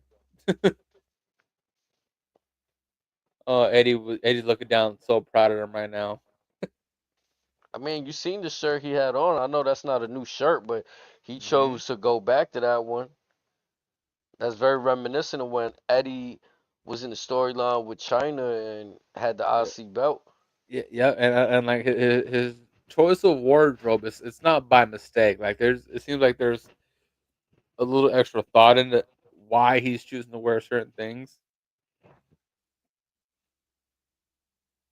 But when he finally becomes IC champion, you thought that man was hated before.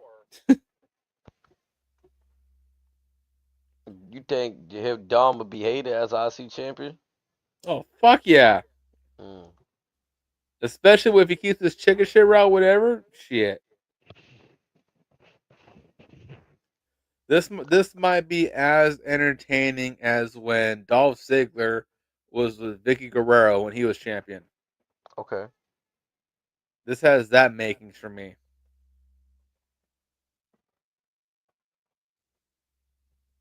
But again, Raw closes out with Penta and Braun having that stare down. And it could be a sign of things to come.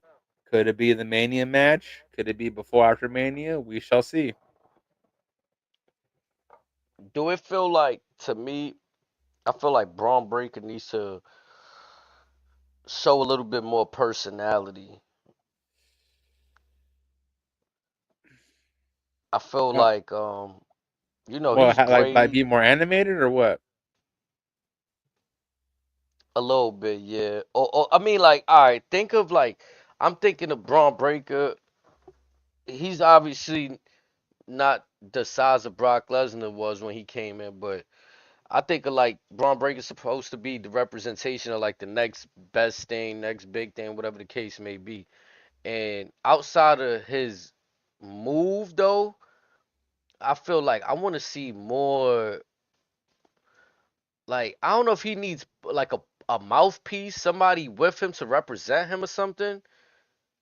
But I think that's what it may be. I think he may need a yeah, he might need a representative, somebody to drive home the mission statement for him, and he could continue to do what he's doing if he's gonna just do this.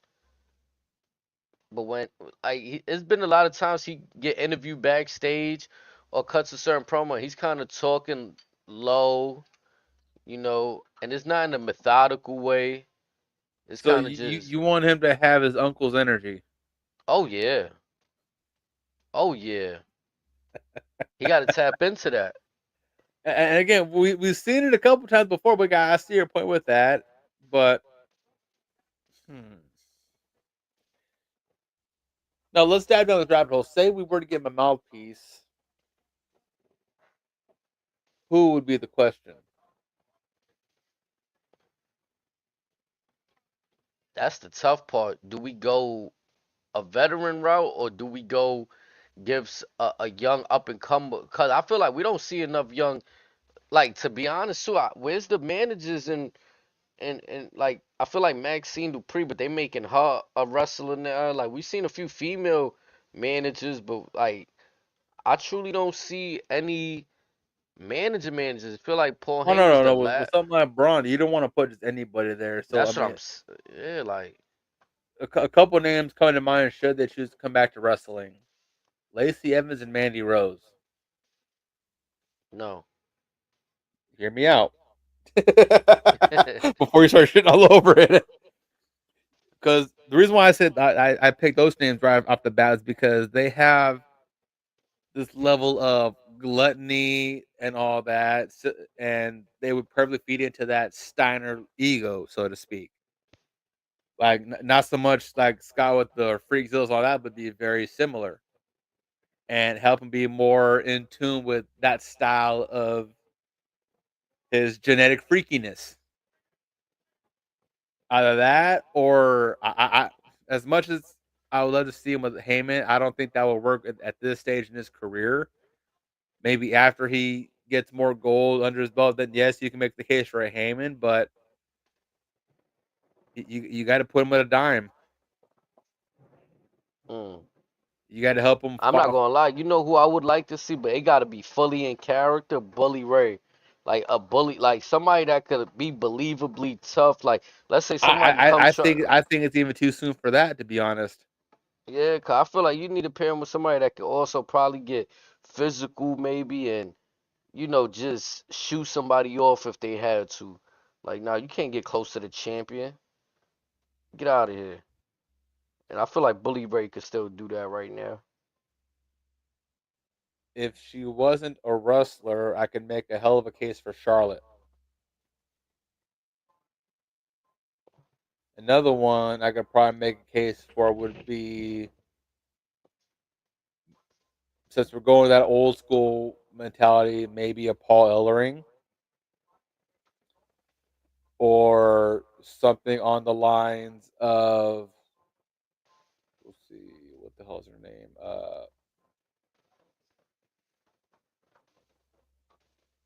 Why am I drawing a blank? Maybe even a heel Trish. I'm not even gonna lie. Even like a Don Callis would have been crazy with a Braun Breaker. Like Oh, just like some snobby, somebody to just be snobby too. Like just but stick it in your face that Braun but Breaker's but the but I, best. I think that, like I said, I think that's what we kind of in agreement is with the common denominator is like someone to help him like embrace that ego Yeah, for sure. that's in his DNA. And also, like you said, it got to be a legendary. You can't just, or not so much legendary, but somebody that's really established at doing that. You can't just put some like inexperienced manager. This is their first, unless they really got the chops. But But again, it's got to be someone that's got to help him embrace that side of him. I'm sure he can do it on his own, but again, like some added help would be nice. But someone at the level of a Heyman or even Bully Ray. I think it's too soon for them. I mean, Mm, it'll make. I'm sure they'll make it work, but it's like I think he'd want Braun to be, with all due respect, a little more credible before you put them in the fold. Because that way, at that point, you're matching energy with energy, not mm-hmm. just them trying to turn a lump of coal into a diamond. Not saying that Braun's a scrub, but it's just one of those things that logistics wise, it'd make more sense if he has more notoriety after the fact.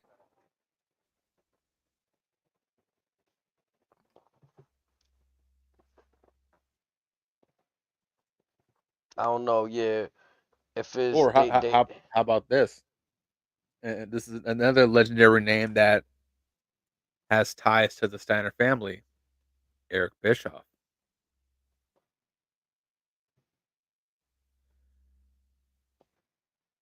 could be.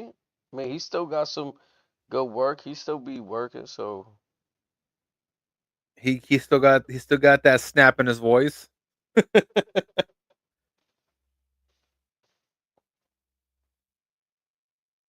But again, or maybe what Braun's missing is his cousins and his brothers. Maybe that's what's missing. because Who knows? it kind of just feels like, all right, he won the championship. The stuff with Jay was good. I think Hmm. that was like the best. Like, oh, nobody from your family's ever whooped nobody from my family. Like, Your title run's there going was to be as stuff. short as your NFL career. Yeah, there was stuff there. Like, with some of the other folks, it's kind of like they're just back to just, all right, him versus Braun for the any kind of like we just trying to who's gonna be the number one contender. Like, there's no real beefs with them. And again, that's no fault to him. It's just it's again it's a deep division. We're trying to find the right opponent for. Will this be his first WrestleMania? I believe so. Yeah. So again, I'm sure they want to find the right opponent. And again, it's a hell of a pile to choose from. Yes, AJ makes sense. Penta makes sense. Um, wouldn't be mad at Dom or Finn, but again, if you want to do, and again, it seems like we have quite a few multi-person matches at Mania.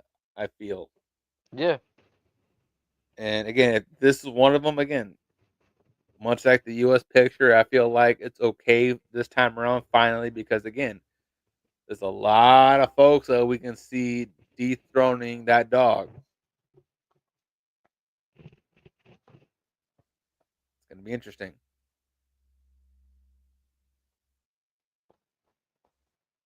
you know what it is too. Maybe historically, I mean, I don't know if I'm pretty sure he did though. Scott Steiner won the United States Championship.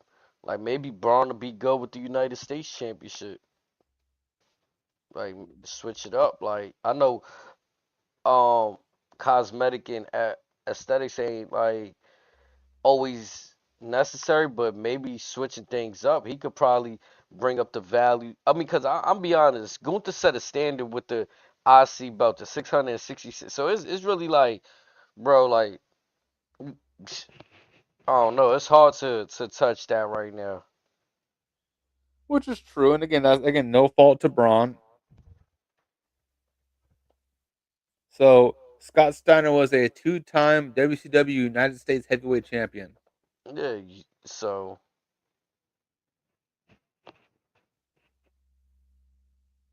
He was the eighth Triple Crown champion in WCW's history.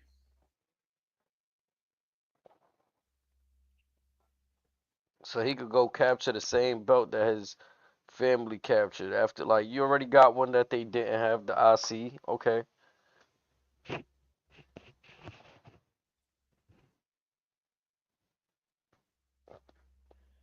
I wouldn't be And mad at Braun Breaker versus LA Knight either.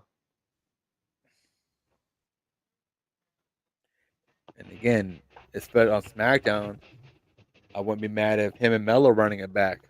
Cause to be honest, when I'm talking about energy and promo, LA Knight test Braun Breaker, in my opinion. I think he could take him there. We kind of seen It'd be close. Carmelo fumbled the bag low key when he had the promo with LA Knight. And LA Yeah, Knight did the quick rebuttal, like, you gotta be on point with LA Knight. yeah. Because if you hiccup once, yeah, Ellen, that's witty. Yeah, he's on. Yeah, yeah, but Melo, that's an interesting case because again, like we saw the work that he was doing in NXT. He had some promising stuff with Andrade till again, Ellen Knight ruined it. He had some promising stuff with AJ. He had some promising stuff with Lashley until Lashley dipped. Hmm. I mean, I think him and Braun could work some light magic, but he's just gonna be And, fed to Braun. well, him and Braun had magic in NXT back in the days. Hmm. Hmm.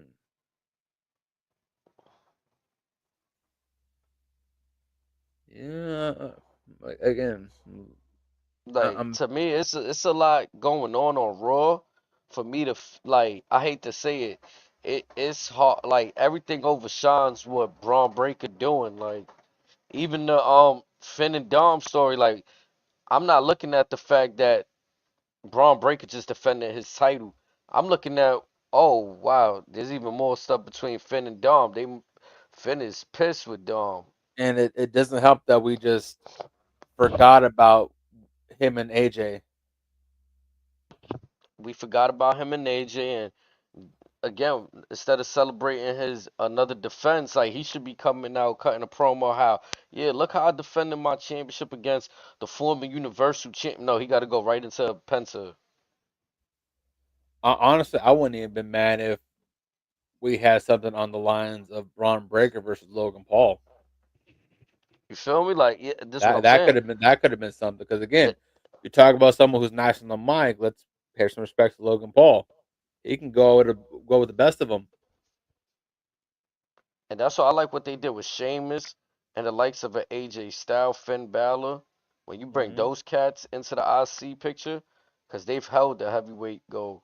But when you bring in the dudes like Pete Dunne, the Ludwig Kazas, respectfully, y'all not like we in the deep roster, bro.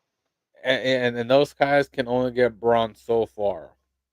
Yeah, like we in the deep roster, bro. Like we should have AJ Styles, the Sheamus. Those are the dudes. Bronson Reed, shall he won a IC belt when he comes back?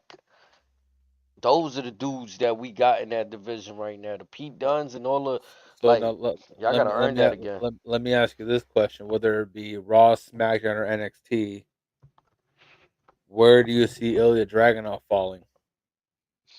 I think he good on Raw SmackDown. I think I want to see him pick up where he left off because like he's the But again, a lot's changed since he had that injury. So again, like he's going to have to make up a whole lot of ground.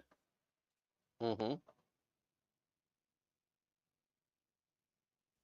I mean, if they have Gunther walk out of WrestleMania as champion, with the way they've been booking Gunther just fighting anybody, I wouldn't mind just pop up Ilya versus Gunther one time. Or say going to lose to Jay and he's mouthing off on a promo segment. Send out Ilya to smack the taste out of his mouth or something. I don't know. I mean, Something. I think he still be alright over there because if you put him in a surprise match with Gunther, you could still not have him win the match, but show that he could fight at a main event high level and then do what you let's not want. forget, aside from Braun and Sammy, this is the only other guy to beat Gunther. And they could drive that in on commentary, driving that element Because of surprise home. Can he do if it again memory tonight? serves, I think they're 1-1. I want to say they're 1-1. They had the match at on NXT UK, which yes is during the pandemic, but still, that's folks. If you have not seen that matchup, look it up, and it is easily one of the most violent things you'll ever see. What if he come back like how he did in NXT with the beard dragging off? The beard, a little longer hair. Yeah, I Yeah. think he'll look beastly like that.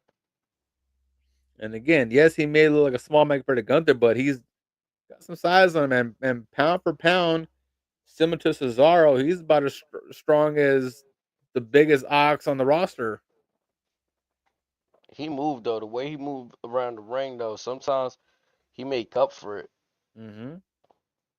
Yeah, because again, you don't think there's much behind them punches and kicks, but again, yeah, there's some stuff behind him. See, like that's why I'm starting not to like Pete Dunne's style a little bit, cause I did appreciate the technical prowess that he has and shows, joint manipulation and all that. But it's more like you showed more character when you was PD2 belts. Like whatever this shit is you doing right now, yeah, I don't like this shit. You know what I think killed it for him? The Butch shit, it Yep. had to be Butch. It had to be Butch. And he's still struggling to recover from that. Which again, no fault to his. It's just as much shit that Vince put him through.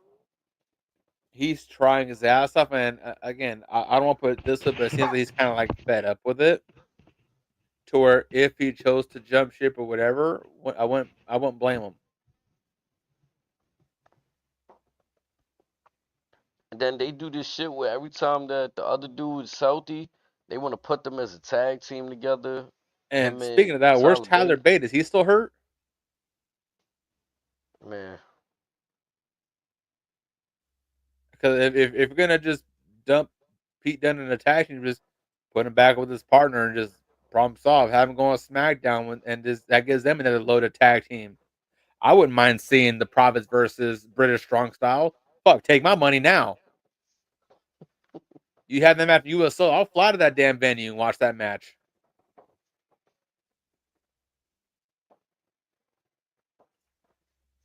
that's funny as hell. Said take my money down. I'm just saying that's one of the things where there's not many dream matches left, yes, but also it's like that's something that again would surprise a lot of people because the way again likes of a Tyler Bate and Pete Dunne have been utilized over the years. Mind you, they've been WWE almost 10 years. Yeah, bro. They were 17, 18 when they got signed, damn near. That's what I'm saying. Like I just want to see I just want to see the best for these talents. Like you know what I'm saying. And I personally feel like with all the releases that we see, and if you being stagnant, you're not safe. Like maybe you are, I don't know what's going on in that company, but it just seems like from a business standpoint, it would make sense to release your ass if you just doing the same shit while there's other people coming up and making moves, making noise. You know what I'm Mm-hmm. saying? There's other things going on. It don't make no sense how we gonna build this championship division when there's other components that make more sense here instead of throwing like, and I hate to say it, I feel like a little bit with like a Pete Dunne case, throw him back on NXT, bro. Him like, w- w- that's it. Just you lost your tag team partner due to injury. Your other tag team partner left you. Went to NXT, but mind you, maybe that's why Pete Dunne ain't go there. But now we got Evil. I don't know. Like I don't know. I don't know. I don't know what to do with him. I don't know. Cause it seems like everywhere it's just something. Maybe send him. I don't know. Send him to SmackDown. Try to do something over Or there. again, like I said, some folks just dealt a bad deck of cards. Where like I said, if he wanted to work Wednesdays again, I wouldn't fault him for it. Yeah, 'cause I think when he first came back as Pete Dunne, I think there was legs with the bruiserweight stuff. Then I don't know if my memory is wrong, but they paired him up back with Tyler Bate almost immediately. Yeah, much like they did when they first got to NXT UK. Which again, I'm not mad at that pairing. It's just I if am a that's the little plan, bit, cause just it's one of those like it's like we say with the start stop stuff. Just if that's the plan, okay, fine, keep them together. They can have their own singles on the side, but still, just keep that as a contingency plan because again, they got history together. I just think it's like the way Tyler Bate moves as a character. it's corny. If they would have did some shit like what Fraxium is doing now, I'd have bought into it. Or shit, go. I don't know where Trent Seven is, but go get his ass and pair him back with Dunn or something. What he was with Dunn or with Bait? Both of them. All three of them were a faction in the UK before NXT UK was a thing. See, I'd rather that like that because then Pete could be the singles while Bait and the other one the tag team. Trent. Mm. Cause I really feel like Tyler Bate could be a singles, but Pete Dunne, he got that potential. I remember like I really enjoyed his work when he was NXT UK champion. They was letting him capture other belts and other promotions. That was a dope time for him. If he ever chose to come back to WWE, you know who I would love to see Pete Dunne in a tag team with? Who? Neville. Fire. Again, the epitome of that bruiserweight gimmick is two guys that, yeah, they can fly around, but still, they will stand in the middle of that ring and beat the piss out of you with a smile on their face. Mm. Dunn could do the joint manipulation while Neville's flying from each corner, whatever, taking out what's left of you, picking you apart. But again, that's if he wants to come back. I'm not certain what his contract status is, but Another thing, I've been saying bring back the cruiserweight championship. You bring back a dude like not like I'm tired of seeing all of these like cruiserweight tag teams too. Like I'm not gonna lie, like back in the day we never was seeing Mexicans winning the tag team belts and all that. You know what I'm saying? We ain't high Kai and Ty wasn't winning no tag team belts, bro. Like come on, yeah, bro. We but need to. Kidman and Kendrick were. They were nice though, The bro. Guerreros were. They were nice though. That's different, bro. Basham brothers started winning the belts. I I'm stopped not gonna watching, let you. bro. I'm not gonna let you bash super crazy Hoovy and Psychosis like that. I Nah, they refuse. weren't. I'm sorry. They Long weren't in Juan Deers WWE. aside, I refuse. WCW, they might have been lit. WWE, mm Like I said, Juan Deers aside, like who the fuck? Nah. Dare I say to me one of the best like if I'm thinking tag team, I'm thinking Legion of Doom. I'm thinking Brothers of Destruction. I'm thinking like shit. Hell, even Jericho and Jericho. Fuck it. Kane and X again, like Pac. Kane and RVD. It gotta be some dude in there that's like, all right, this dude's bringing it home APA, for us. Yeah, bro, like, come on, Eminem, like, man, the Hardys, hell, even the MVP and Matt Dudleys, Hardy. the Dudleys, Edge and Christian, like, they was out there doing shit. Like, all right, we hitting them. They got tables, we got chairs. Then, oh, The and they New got Age like, Outlaws, come on, bro, Triple H and Michaels, we ain't just have no fucking like, Kane and Big Show. Shit, come you on, gotta respect bro. that tag team for the time that they had. Niggas wasn't letting Funaki and Takamine Shinuku come up in here and beat. Come on, bro. Like, ah, like nah, bro. We not Man, if you doing don't leave this, bro. SmackDown's #1 announcer alone, Like, fuck, bro. They need to stop doing this shit with the cruiserweight, putting them in the tag team with another cruiserweight and shit. Like, come on, bro. You fucking see it with the LWO. We see it with fucking like that shit don't make no sense.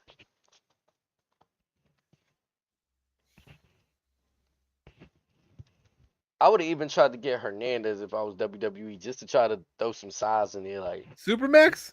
yeah, man.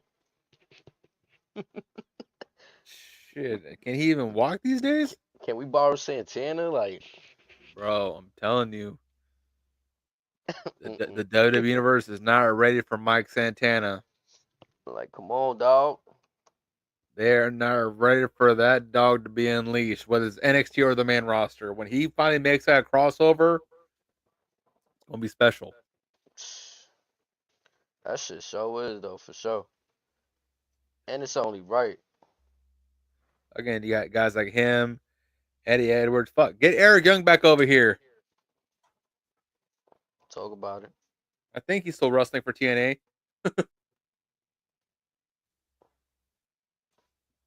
Or again, if Tyler Breeze wants to get back on TV, go call it Dirty Dango. You can't tell me the Fashion Files and Pretty Deadly wouldn't cook. Nah, that'd be crazy. That'd be a That's one of crazy those. like That's one of those segments where it's so stupid it's gonna be entertaining as all hell. yeah, 'cause it's gonna be a fun moment. Like you're gonna really feel like a And then time also, chamber. and then all four of them dudes can go. Oh yeah, that's the second part of it. Oh, so many options. I was in the building when Tyler Breeze did his entrance at NXT Takeover Brooklyn with the Statue of Is that when Liberty it came joint. out against Liger? Yeah, that joint was fire, man. I was like, wow, legendary moment for real. Liger's only match, right, in Is WWE the and only NXT. time he had any affiliation with WWE. Fire. I remember watching that shit, and, like knowing, like, oh yeah, nah, this is it. And I was hoping for Tyler Breeze to go up, but yeah, right. I ain't gonna lie too. He looked like he put on some size. Like he's healthy. You know, Hmm. last time he was around, I feel like he was a little bit more slim. Right now, it look like, I mean, he, like you said, bring back the Fashion Police. Why not? Breezango. And also, can you imagine those four jackasses with Santino? I'm just saying, and I mean jackass in the most respectful way possible. Nah, they gonna have that show in a riot. Everybody gonna be breaking out laughing. Uh-huh. And don't even get me started with our truth in that mix. On top of that, I'm telling you, just give them a whole hour. For real though. Shit, give them a whole damn show.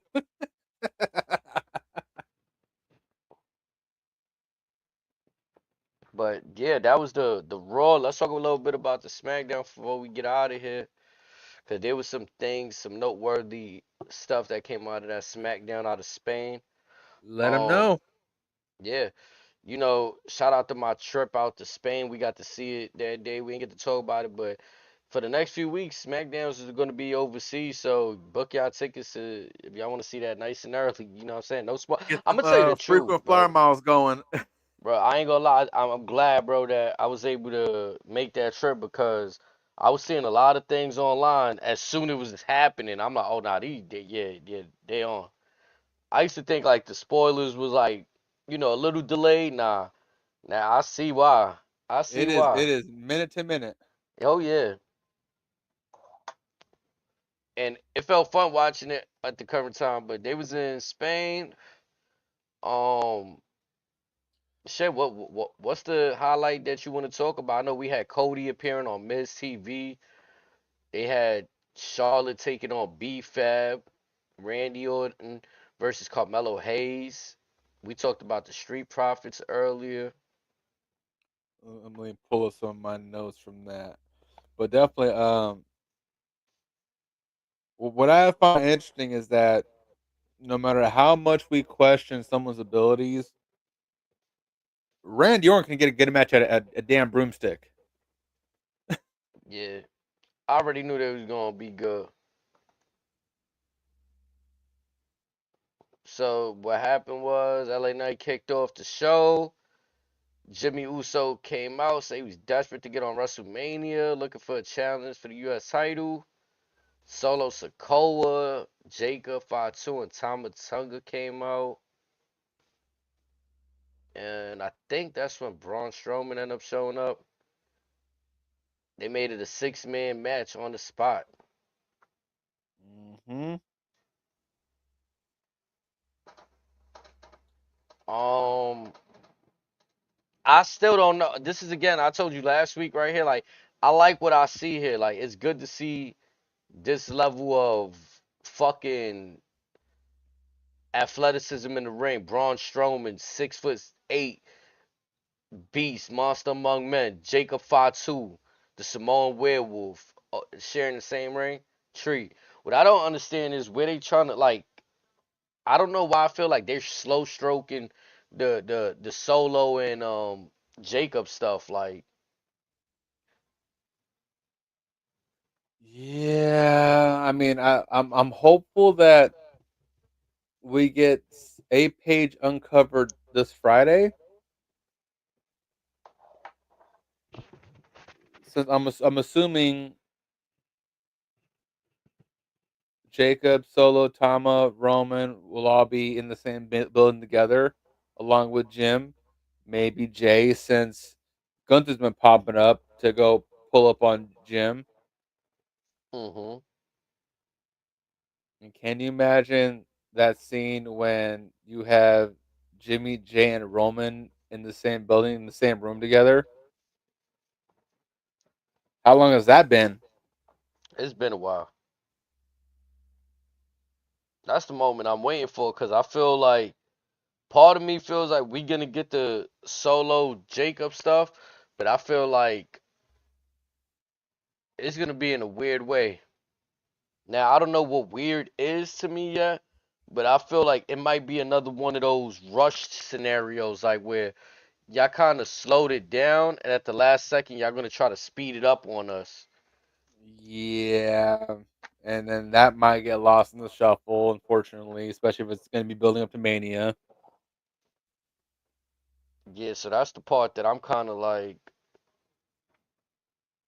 I'd be disappointed for because to be honest, I can't help to notice that the bloodline feels like this. Like Roman's story feels always like the prominent story, and it feels like somewhat a little bit the Solo and Jacob, whatever they've been doing, even Tom Tungan though, it's been like a spin-off show a little bit. Right. Like it's just like it feels like a franchise now. Like with all due respect, like because I love what they're doing, but it's just how the one part of the story is presented, and then how the other one is just thrown out there every week. But y'all trying to slow stroke it at the same time.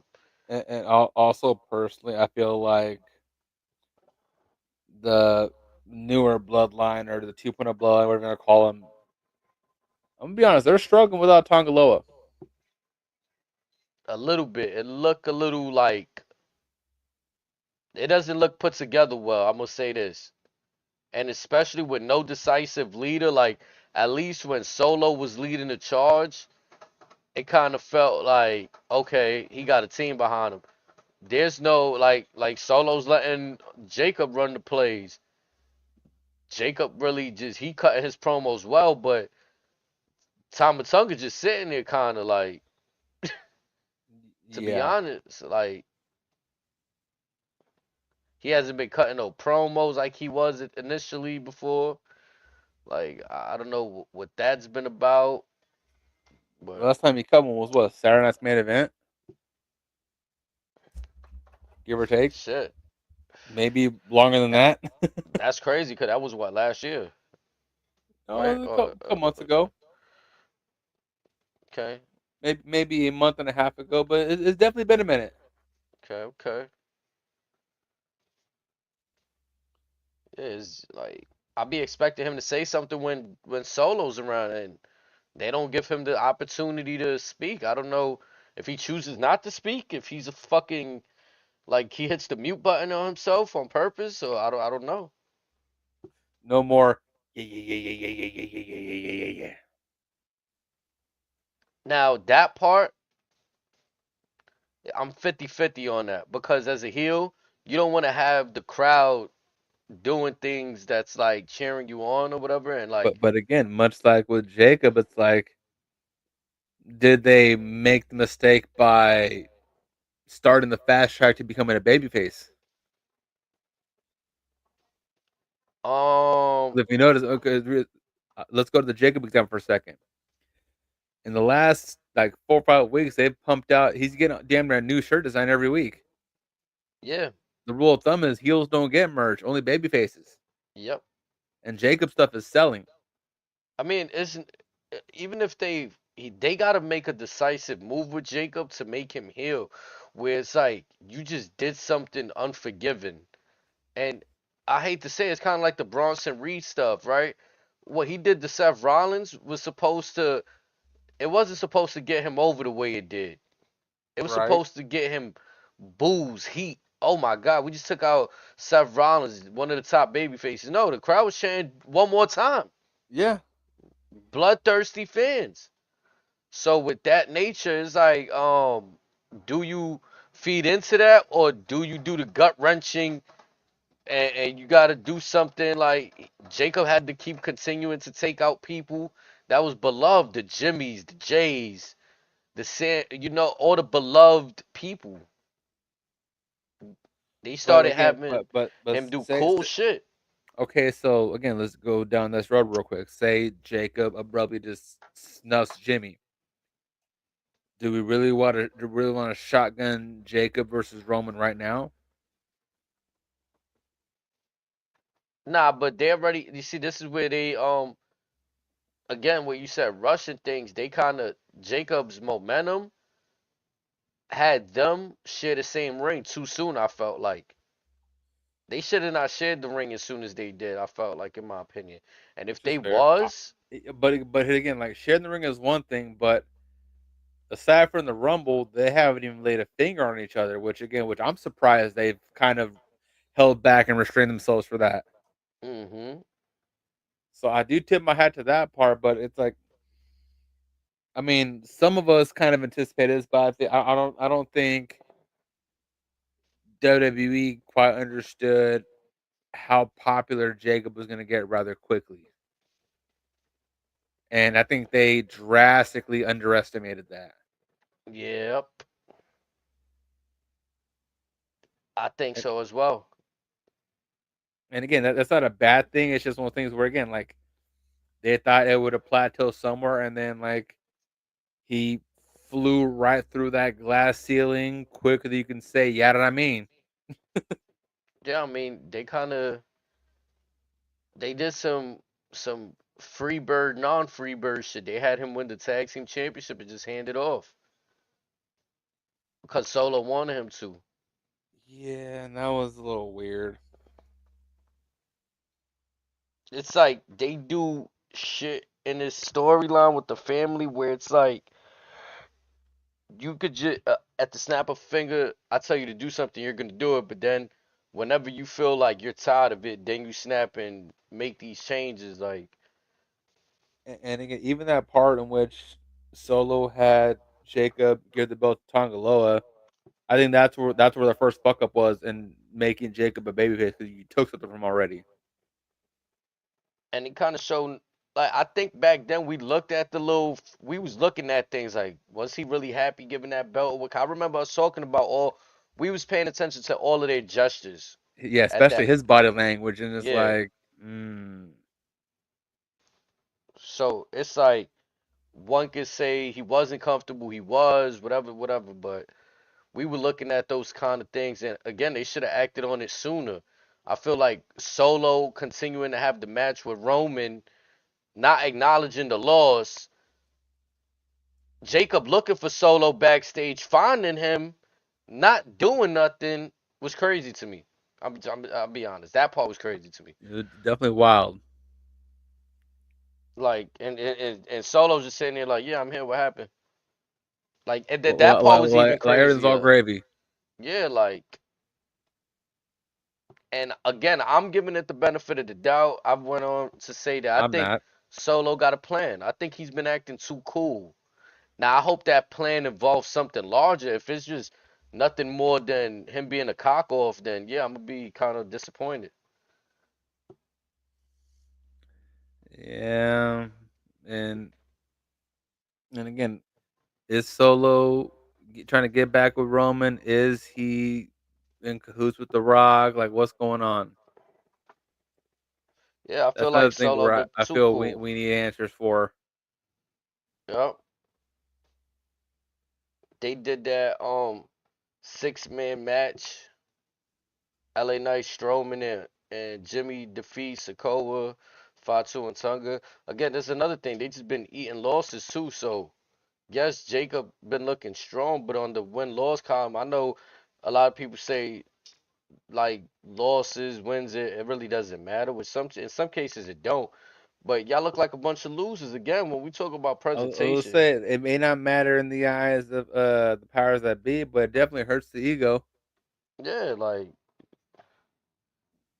just walking around like a bunch of losers week in, week out, and then just Like, act like like nothing. how you gonna say that you're gonna dog walk folks when your squad's taking the L? Yep.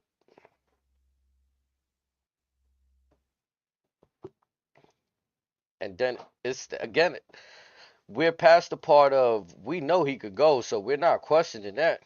We kind of want to see where this is gonna go.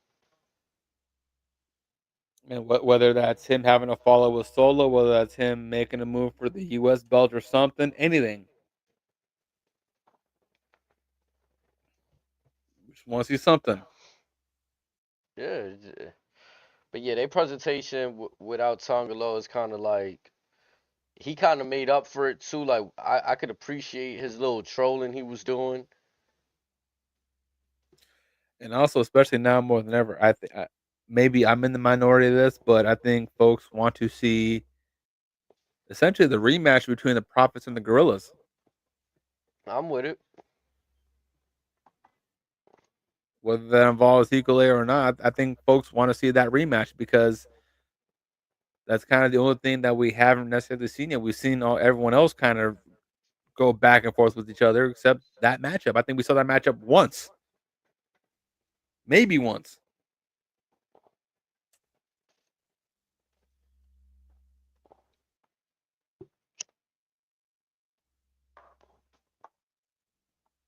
But yeah, again for me, like the SmackDown storyline with the Bloodline, I hope it picks up a little bit for me in terms of not being that rushed stuff at the end. Hmm. Not like a week before WrestleMania or like whatever. I feel like it's just gonna. I'll be honest. Like what I vision is Braun Strowman and Jacob and whatever match they're gonna have. Something with Solo's gonna happen, and that's what I'm just waiting for. And it's like, bro, we could already skip that and got some more promos between Solo and Jacob. This is true. Let's To be see. honest, like, We have 5 SmackDowns until WrestleMania. and it's a lot they could have covered on what's been happening for the last few weeks in Right. those five. Like, let's not have to cover it in three or in two. They'll probably do it in one. Yeah, like come on.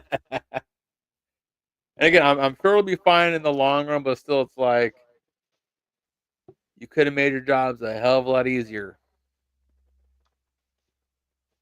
Ugh. But We got. as far as Hmm. SmackDown, the only thing that I'm probably the most interested in is, I mean, at first I wasn't entertained by it, but I'm intrigued for it for the wrong reasons, and that's the back and forth between Charlotte and Tiffany.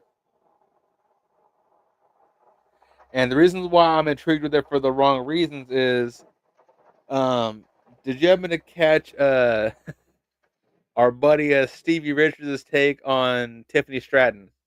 Nah, Okay, so um, he's been very adamant on this or Tiffany's decision to do that moonsault outside of the ring, similar to what Charlotte does, and she points out that, or he points out that nobody ever catches her. bro. I seen him say that, and that's something I've been said a long time ago that I'm not a fan of that spot because Charlotte does it, she does it, and both of them suffer the same thing where there's nobody there. Well, here's the thing. Like, what I understand is, like, folks will catch. Most times, folks will catch Charlotte, but for some reason, even you see someone like Tiffany, or not Tiffany, Naya, you won't catch her. Yeah, the timing is definitely off. I seen that one with Naya and Cause, Candace. cause what's that? She did one. I want to say 3, 4 weeks ago, where Candice LeRae was nowhere near, and Naya was about 3 feet short, and that's when she did the moonsault. She landed on her back heels and then flat on her back. again, too, psychology wise, if I was Tiffany, I wouldn't even like in that moment it was probably necessary, but she goes to that well way too often. Like your finisher is the moonsault, the prettiest moon or whatever it's called, the Yeah. prettiest moonsault. Why need to do your finisher twice in a match? It just it's just psychology. Just Yeah, it's bad psychology, bad aesthetics. It's like, and again, it's like, why run the risk of you getting hurt on something that's not it? That's again, like I said, just a different variation of her finish.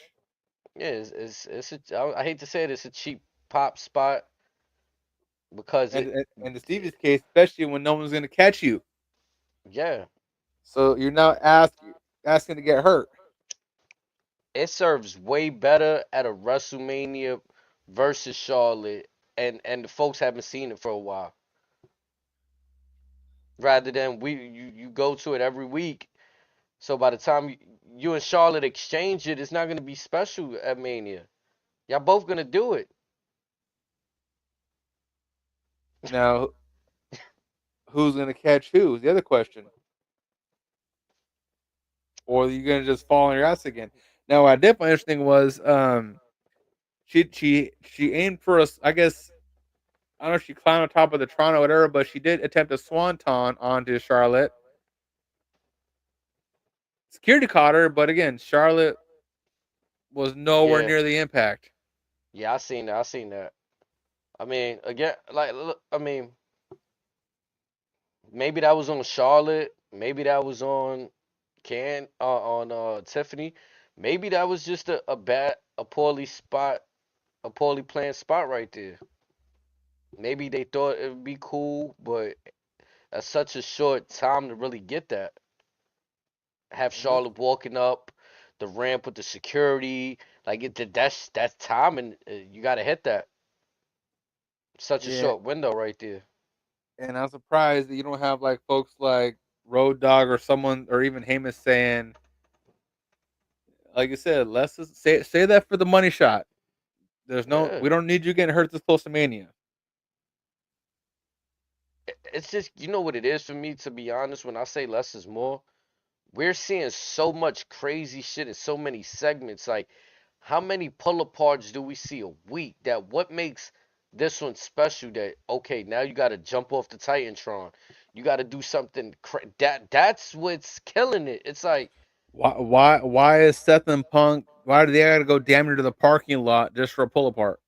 yeah, like cause everybody's doing it every week. So now we got to find a way to make it more like yeah. I mean, that's another thing Stevie kind of said on his show about the cage match between Fletcher and Osprey with the so much use of weapons and the screwdrivers and like Yeah, how I think else is it? I think Stevie and Bubba were probably the most polite that I've heard out of the reviews from that match. Um, I know Bubba ultimately refused to go in detail about it because again, he just all he stated was the matchup between Seth and Punk felt like a more traditional cage match Yeah, where the cage is all you need. The cage is the gimmick. Once you bring everything else, it's like I mean, this isn't Monsters Ball; it's a steel cage match. yeah, it's too many like yeah, it's too much. Because in the cage, because again, like with Osprey and Fletcher, you mentioned the screwdriver, the thumbtacks, the chair, and everything else. You forget it's a cage match hmm until you get to the Spanish Fly, And then if you and that could was even the finish. and if you continue in the program, it's kind of like what makes the next encounter like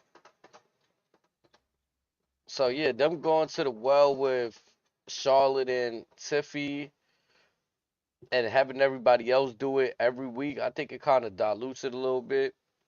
It should mean more. It should mean this is one of the championship matches, Royal Rumble winners. Like this should mean more, but it doesn't have that feel. Well, and also on Steve Richards, they went on a tangent. Him and his co-host. It's something that you and I kind of like jokingly talked about after Chamber, and that's is the winner of the Chamber has that winner essentially inherited the old stipulation of the Rumble, in which the winner of the Chamber now gets the Mania main event versus the Rumble winner. It seems that way. Because again, yes, the winners were for the Chamber were Bianca and Cena, but the Rumble winners were Jay and Tiffany. And uh, I don't know if they gave the impression or stated that it's that those two are main eventing anymore. I know they talked about Cena's match, they've talked about Bianca's match, they've talked about Tiffany's match, they've talked about Jay's match. Has Cole or Graves or anyone mentioned that which is going to be the main event? Nah, I haven't heard anything tonight. Yeah, and that's something that we may not learn until the go home shows. To be honest, which in theory, I understand why they're probably taking that route, and leaving everything unpredictable. But still, it's like moving forward. Whoever wins the Rumble, don't say that they're going to main event. Just say they get the champion that they're choosing. Just leave it at that. Yeah, I think it's safe to say that's the direction we heading in. Unless my other theory is the main event is the championship that Cody's holding. It was the main event when Roman held it. It was the So main so event when me, me, Brock held it. meaning who's closing out the weekend? Yeah. That's fair. I mean, and it would make sense because that's the more like storied championship that they have. And again, once again, this is we have Rock and Roman to blame for this because you called Seth's title reign the second place trophy. Yeah. I mean, they to me, yeah, they put the nail with that, but they were just stating the obvious. Yeah. Cause there was the murmurs that this was like the they bringing this just to like throw a bone, a little consolation prize, little Well, again, participation trophy. and again, let's remember that belt was made because Roman got a new belt made for him because he unified the belts. Yeah, and not only that though, people were bitching about like him just not being here. Yeah. So it was like, oh, let's give him a champion, right? Like this. They bitched when he did it. They bitched when Brock did it 10 years ago. They bitched when Roman or Rock did it 12, 15 years ago. And it's like if you think about it in hindsight, I mean, like we touched on with Gunther, it's like again, like can we make a claim that Gunther has held it to the standard that even Seth had for the last year? I mean, I say I right now he's doing all right. I is one thing, but the question is, given to what Seth created with that championship in the year or 9 months he had it, is Gunther maintaining at least that standard? I'd argue no. Nah, yeah. Again, it's no fault to Gunther. It's just again, just to a degree, this is kind of the caveat or the aftermath of what happens when we invest so much time into the bloodline. When the smoke clears and see what else is left or what we can utilize that we think is there, it's not really there, or it's not quite ready. And then it started with Damian Priest too. I hate to say it, like for all that, they should have really let Drew McIntyre beat Seth and see what he could do with that shit, bro. Obviously, he Yeah, went on to have a great feud with CM Punk. They should have kept like that little whatever they had. Let's say Drew still successfully retains though, or at some point loses to maybe a Gunther by the help of a CM Punk.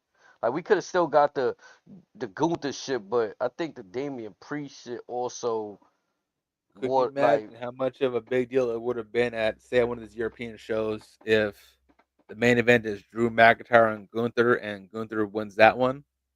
mm, That alone would have made up for a lot of. Think about it. You could have went with Gunther beating Drew at a PLE, and easily you from then you could have probably transitioned into the stuff with Cody at Crown Jewel, and that'd have been just fine.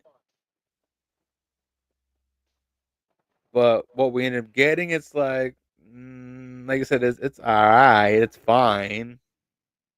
Hmm. But then again, so is a cold sandwich. It's all right. Hmm. You went to a bodega, grabbed a cold cut sandwich out the deli tray when instead you could have went and got a fresh steak sandwich. Feel me? Let them know something.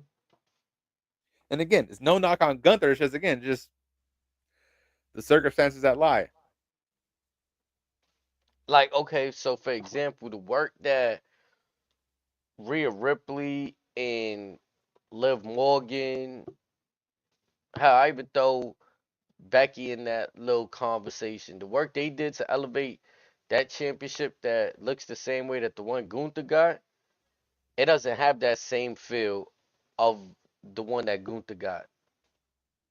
I'd argue the work that Liv and Rhea did made their belt more important. Yeah, like it did. Because the one And that is on and then SmackDown looked and like then Cody's. and then at the same breath, we can make the argument that what Braun Breaker and Jey Uso did for the IC belt was bigger than what Gunther was doing with the World Heavyweight Championship. Hell, even throw again, you could throw Sammy in there as well. Yeah, Gunther's title reign has been weird right now. And then I mean I think it's getting more towards that dominant because he's facing someone like Jay. But this is where I mean he There's no did reason why it should have yeah, taken this long. Is the point? yeah. I'm not gonna lie though, I feel like Gunther looked like he got either tired or unentertained with this because he kind of has been at it with no break too though. He lost the IC belt after a 666 day reign, and then goes right into winning the King of the Ring, and then wins the heavyweight Decisively. championship.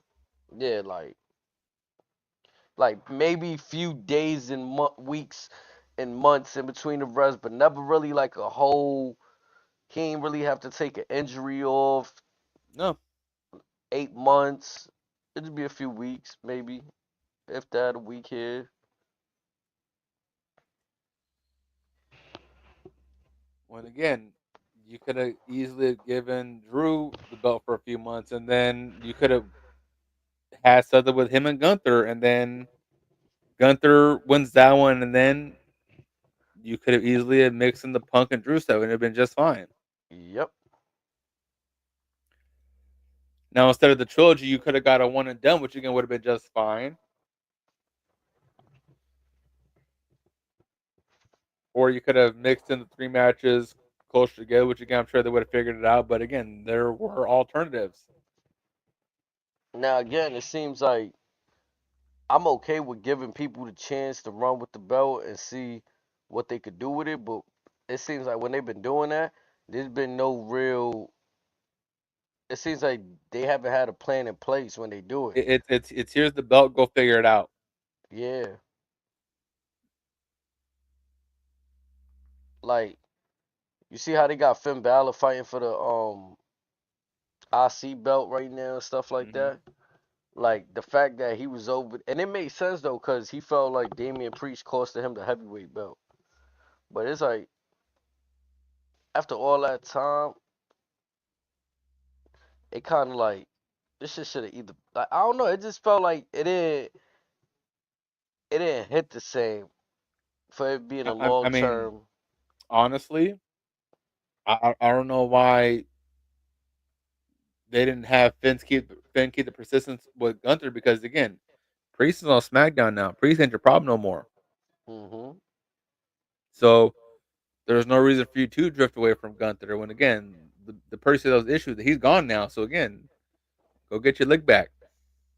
Yeah, like I didn't. Yeah. The one thing I did find interesting on SmackDown also though was Cody Rhodes on the Miz TV. We were speaking about who could be another member for the Rock. I was thinking, Tell him your conspiracy theory. yeah, I'm thinking the Miz. Like at first it started with I'm looking at what fits the bill. Okay, The Rock is in Hollywood. John Cena's in Hollywood. who in the current roster has something that relates to Holly? It's the Miz. That's what starts. Then I Oh, go deeper. They all three got history with each other. And the same way Cena working with The Rock now, who's to say Rock doesn't get Miz and the Miz has been spitting this like to Cody. Look, if you don't take that offer, somebody else is gonna take it. and Like, let's not forget, the Miz is a former World Heavyweight Champion. He is a Grand Slam champion. mm-hmm.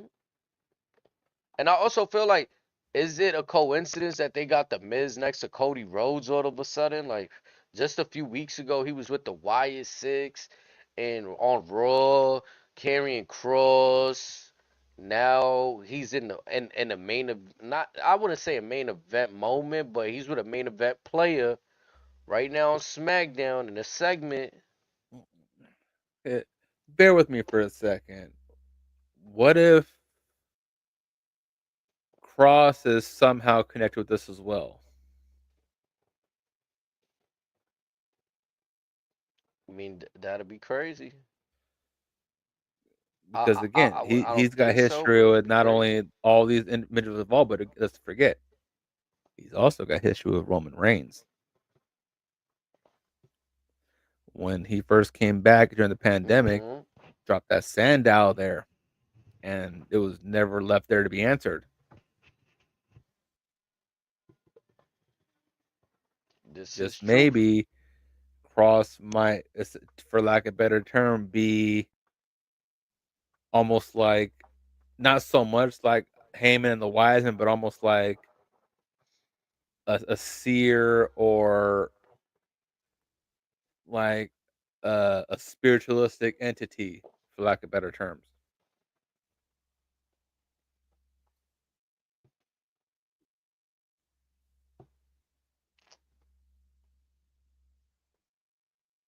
But then again, a lot of folks are leaning towards maybe it's Randy. I mean, it Some could definitely be it could be a number of people, or like we just talked about with the Raw. It felt like there was no mention of any faction or group to be known. It could have been nothing more than just Travis Scott was standing there, and The Rock needed somebody to whip Cody's ass. and again, that's all this could. Maybe this could just be a business decision. Hmm. But it is fun shooting like the ideas and see shooting shit at the wall, see what sticks right there.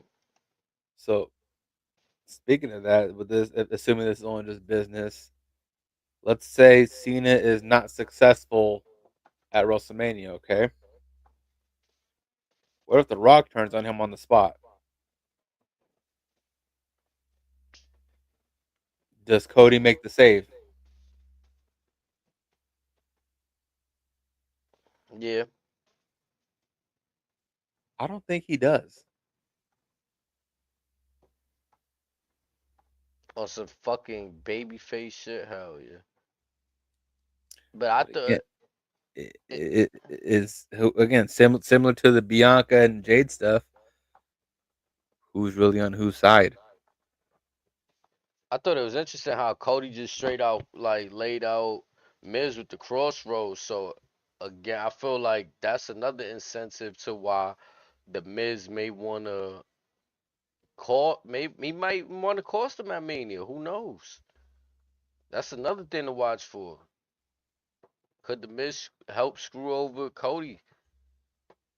Help John Cena? That would be so crazy. They all three would be hated so much, bro. If the damn Miz is the reason why.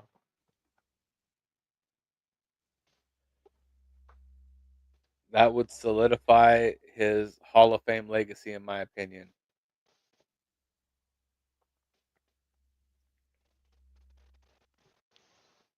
Also, that was a treat smack that we had Gunther versus Axiom. I was surprised by that. I didn't even know why Gunther was wrestling on SmackDown to be honest, but once Axiom popped out, I was like, wow, wow. That's crazy. and that was one hell of a match. Yeah. I'm not gonna lie, that gives me hope that he's popping up soon. I don't know who they dropped those titles to over on NXT, but Aside from the Hardys, right, like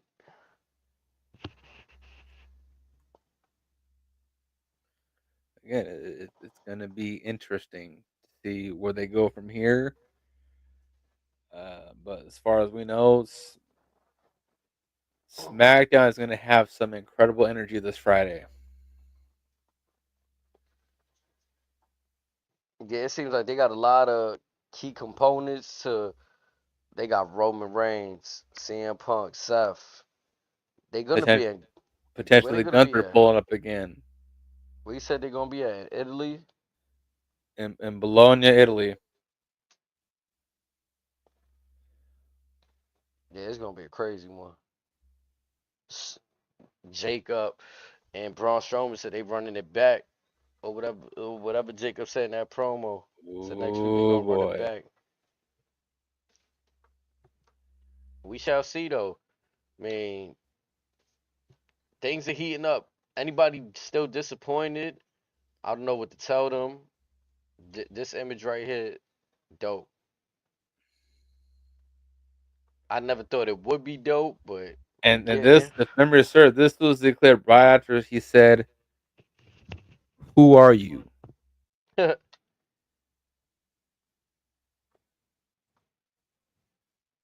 Man told him I want the guy on the shirt. It's What happened to crazy. that guy? Bro, I ain't gonna lie. Then the camera zoomed in. I'm like, Cena don't even look like this guy. That ass like this is like a comic book version we seeing on the shirt. Again, like, buckle up, folks. It's gonna be a few weeks. Chat, much love. We appreciate y'all pulling up. What's going on for tomorrow NXT? You know what's going on tomorrow? I don't know. I'm trying to look it up right now.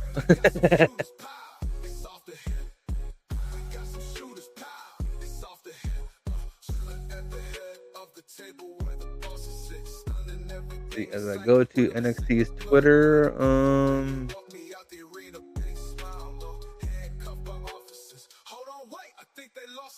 we have Trick Williams versus Eddie Thorpe.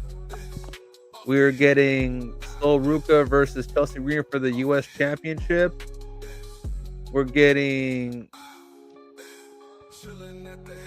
I'm not sure who this is, but looks like the family versus whoever they're funking with. And Ridge Holland versus Ricky Saints. Well, there it is, chat. We catch y'all. Let's see if we go live tomorrow. If not, It's we'll catch just y'all on it's the Friday. family versus, I think, the Culling. I could be wrong though, but yeah, they might have some stuff tomorrow too as well. But it's gonna be fun. Yes, sir.